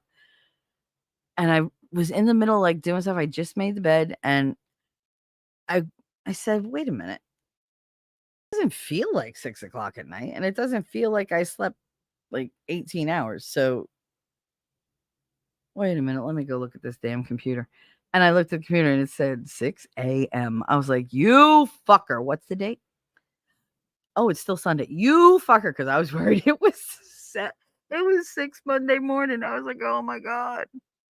But I didn't, I got really panicked at first. I was like, oh my God, he's going to kill me. I'm not ready. Da, da, da. Even though I still had an hour and a half. To me, if I'm an hour and a half early, I'm late. That's just how I work. I'm sorry. But yeah, tonight is the show with Winning Reality. We'll be doing the old school throwback, documentary stuff. Old school documentary Sunday. I think that's what he calls it. Old school documentary watch party. Sunday old school. Yeah. Whatever. We're going to have to come up with an acronym or some shit because that's it's just way too much for me to remember. But yeah, we're going to be watching them. He picked at some really good ones. So, and I believe part of it will be talking about GMO foods and stuff like that, because he really wants to get into, everything that's been done to our foods and what it's doing to us and whatever. And I'm very interested. I didn't get to see that one yet because we all fell asleep last night. I was supposed to watch it last night. That didn't happen. So I'm excited. I'm ready for it. So I hope you guys join us tonight on Winning's channel. Because Sunday night is his channel. We're working on something for mine. That's in the works. So yeah, it's 7:30 tonight Eastern. Come by, watch some documentaries, comment with us. We love to have you there. Love to have you, telling us your theories or your take on it. You might see something completely different than I see. You might catch something he misses, although I doubt it because he's him. But you might catch something I miss, because it's my first time viewing it. And I really just, I want you guys there so we can have a really lively conversation. So having said that, thank you very much for spending Sunday morning with me. I hope I gave you something to listen to because I know Sundays are boring. Just chat is good. Chat is wise. I love my chat. Thank you guys so much. Mwah. I will see you in the funny papers. I'm going to assume a missionary position, and I'll probably be holding it for a very long time. What was that? I'm looking forward to taking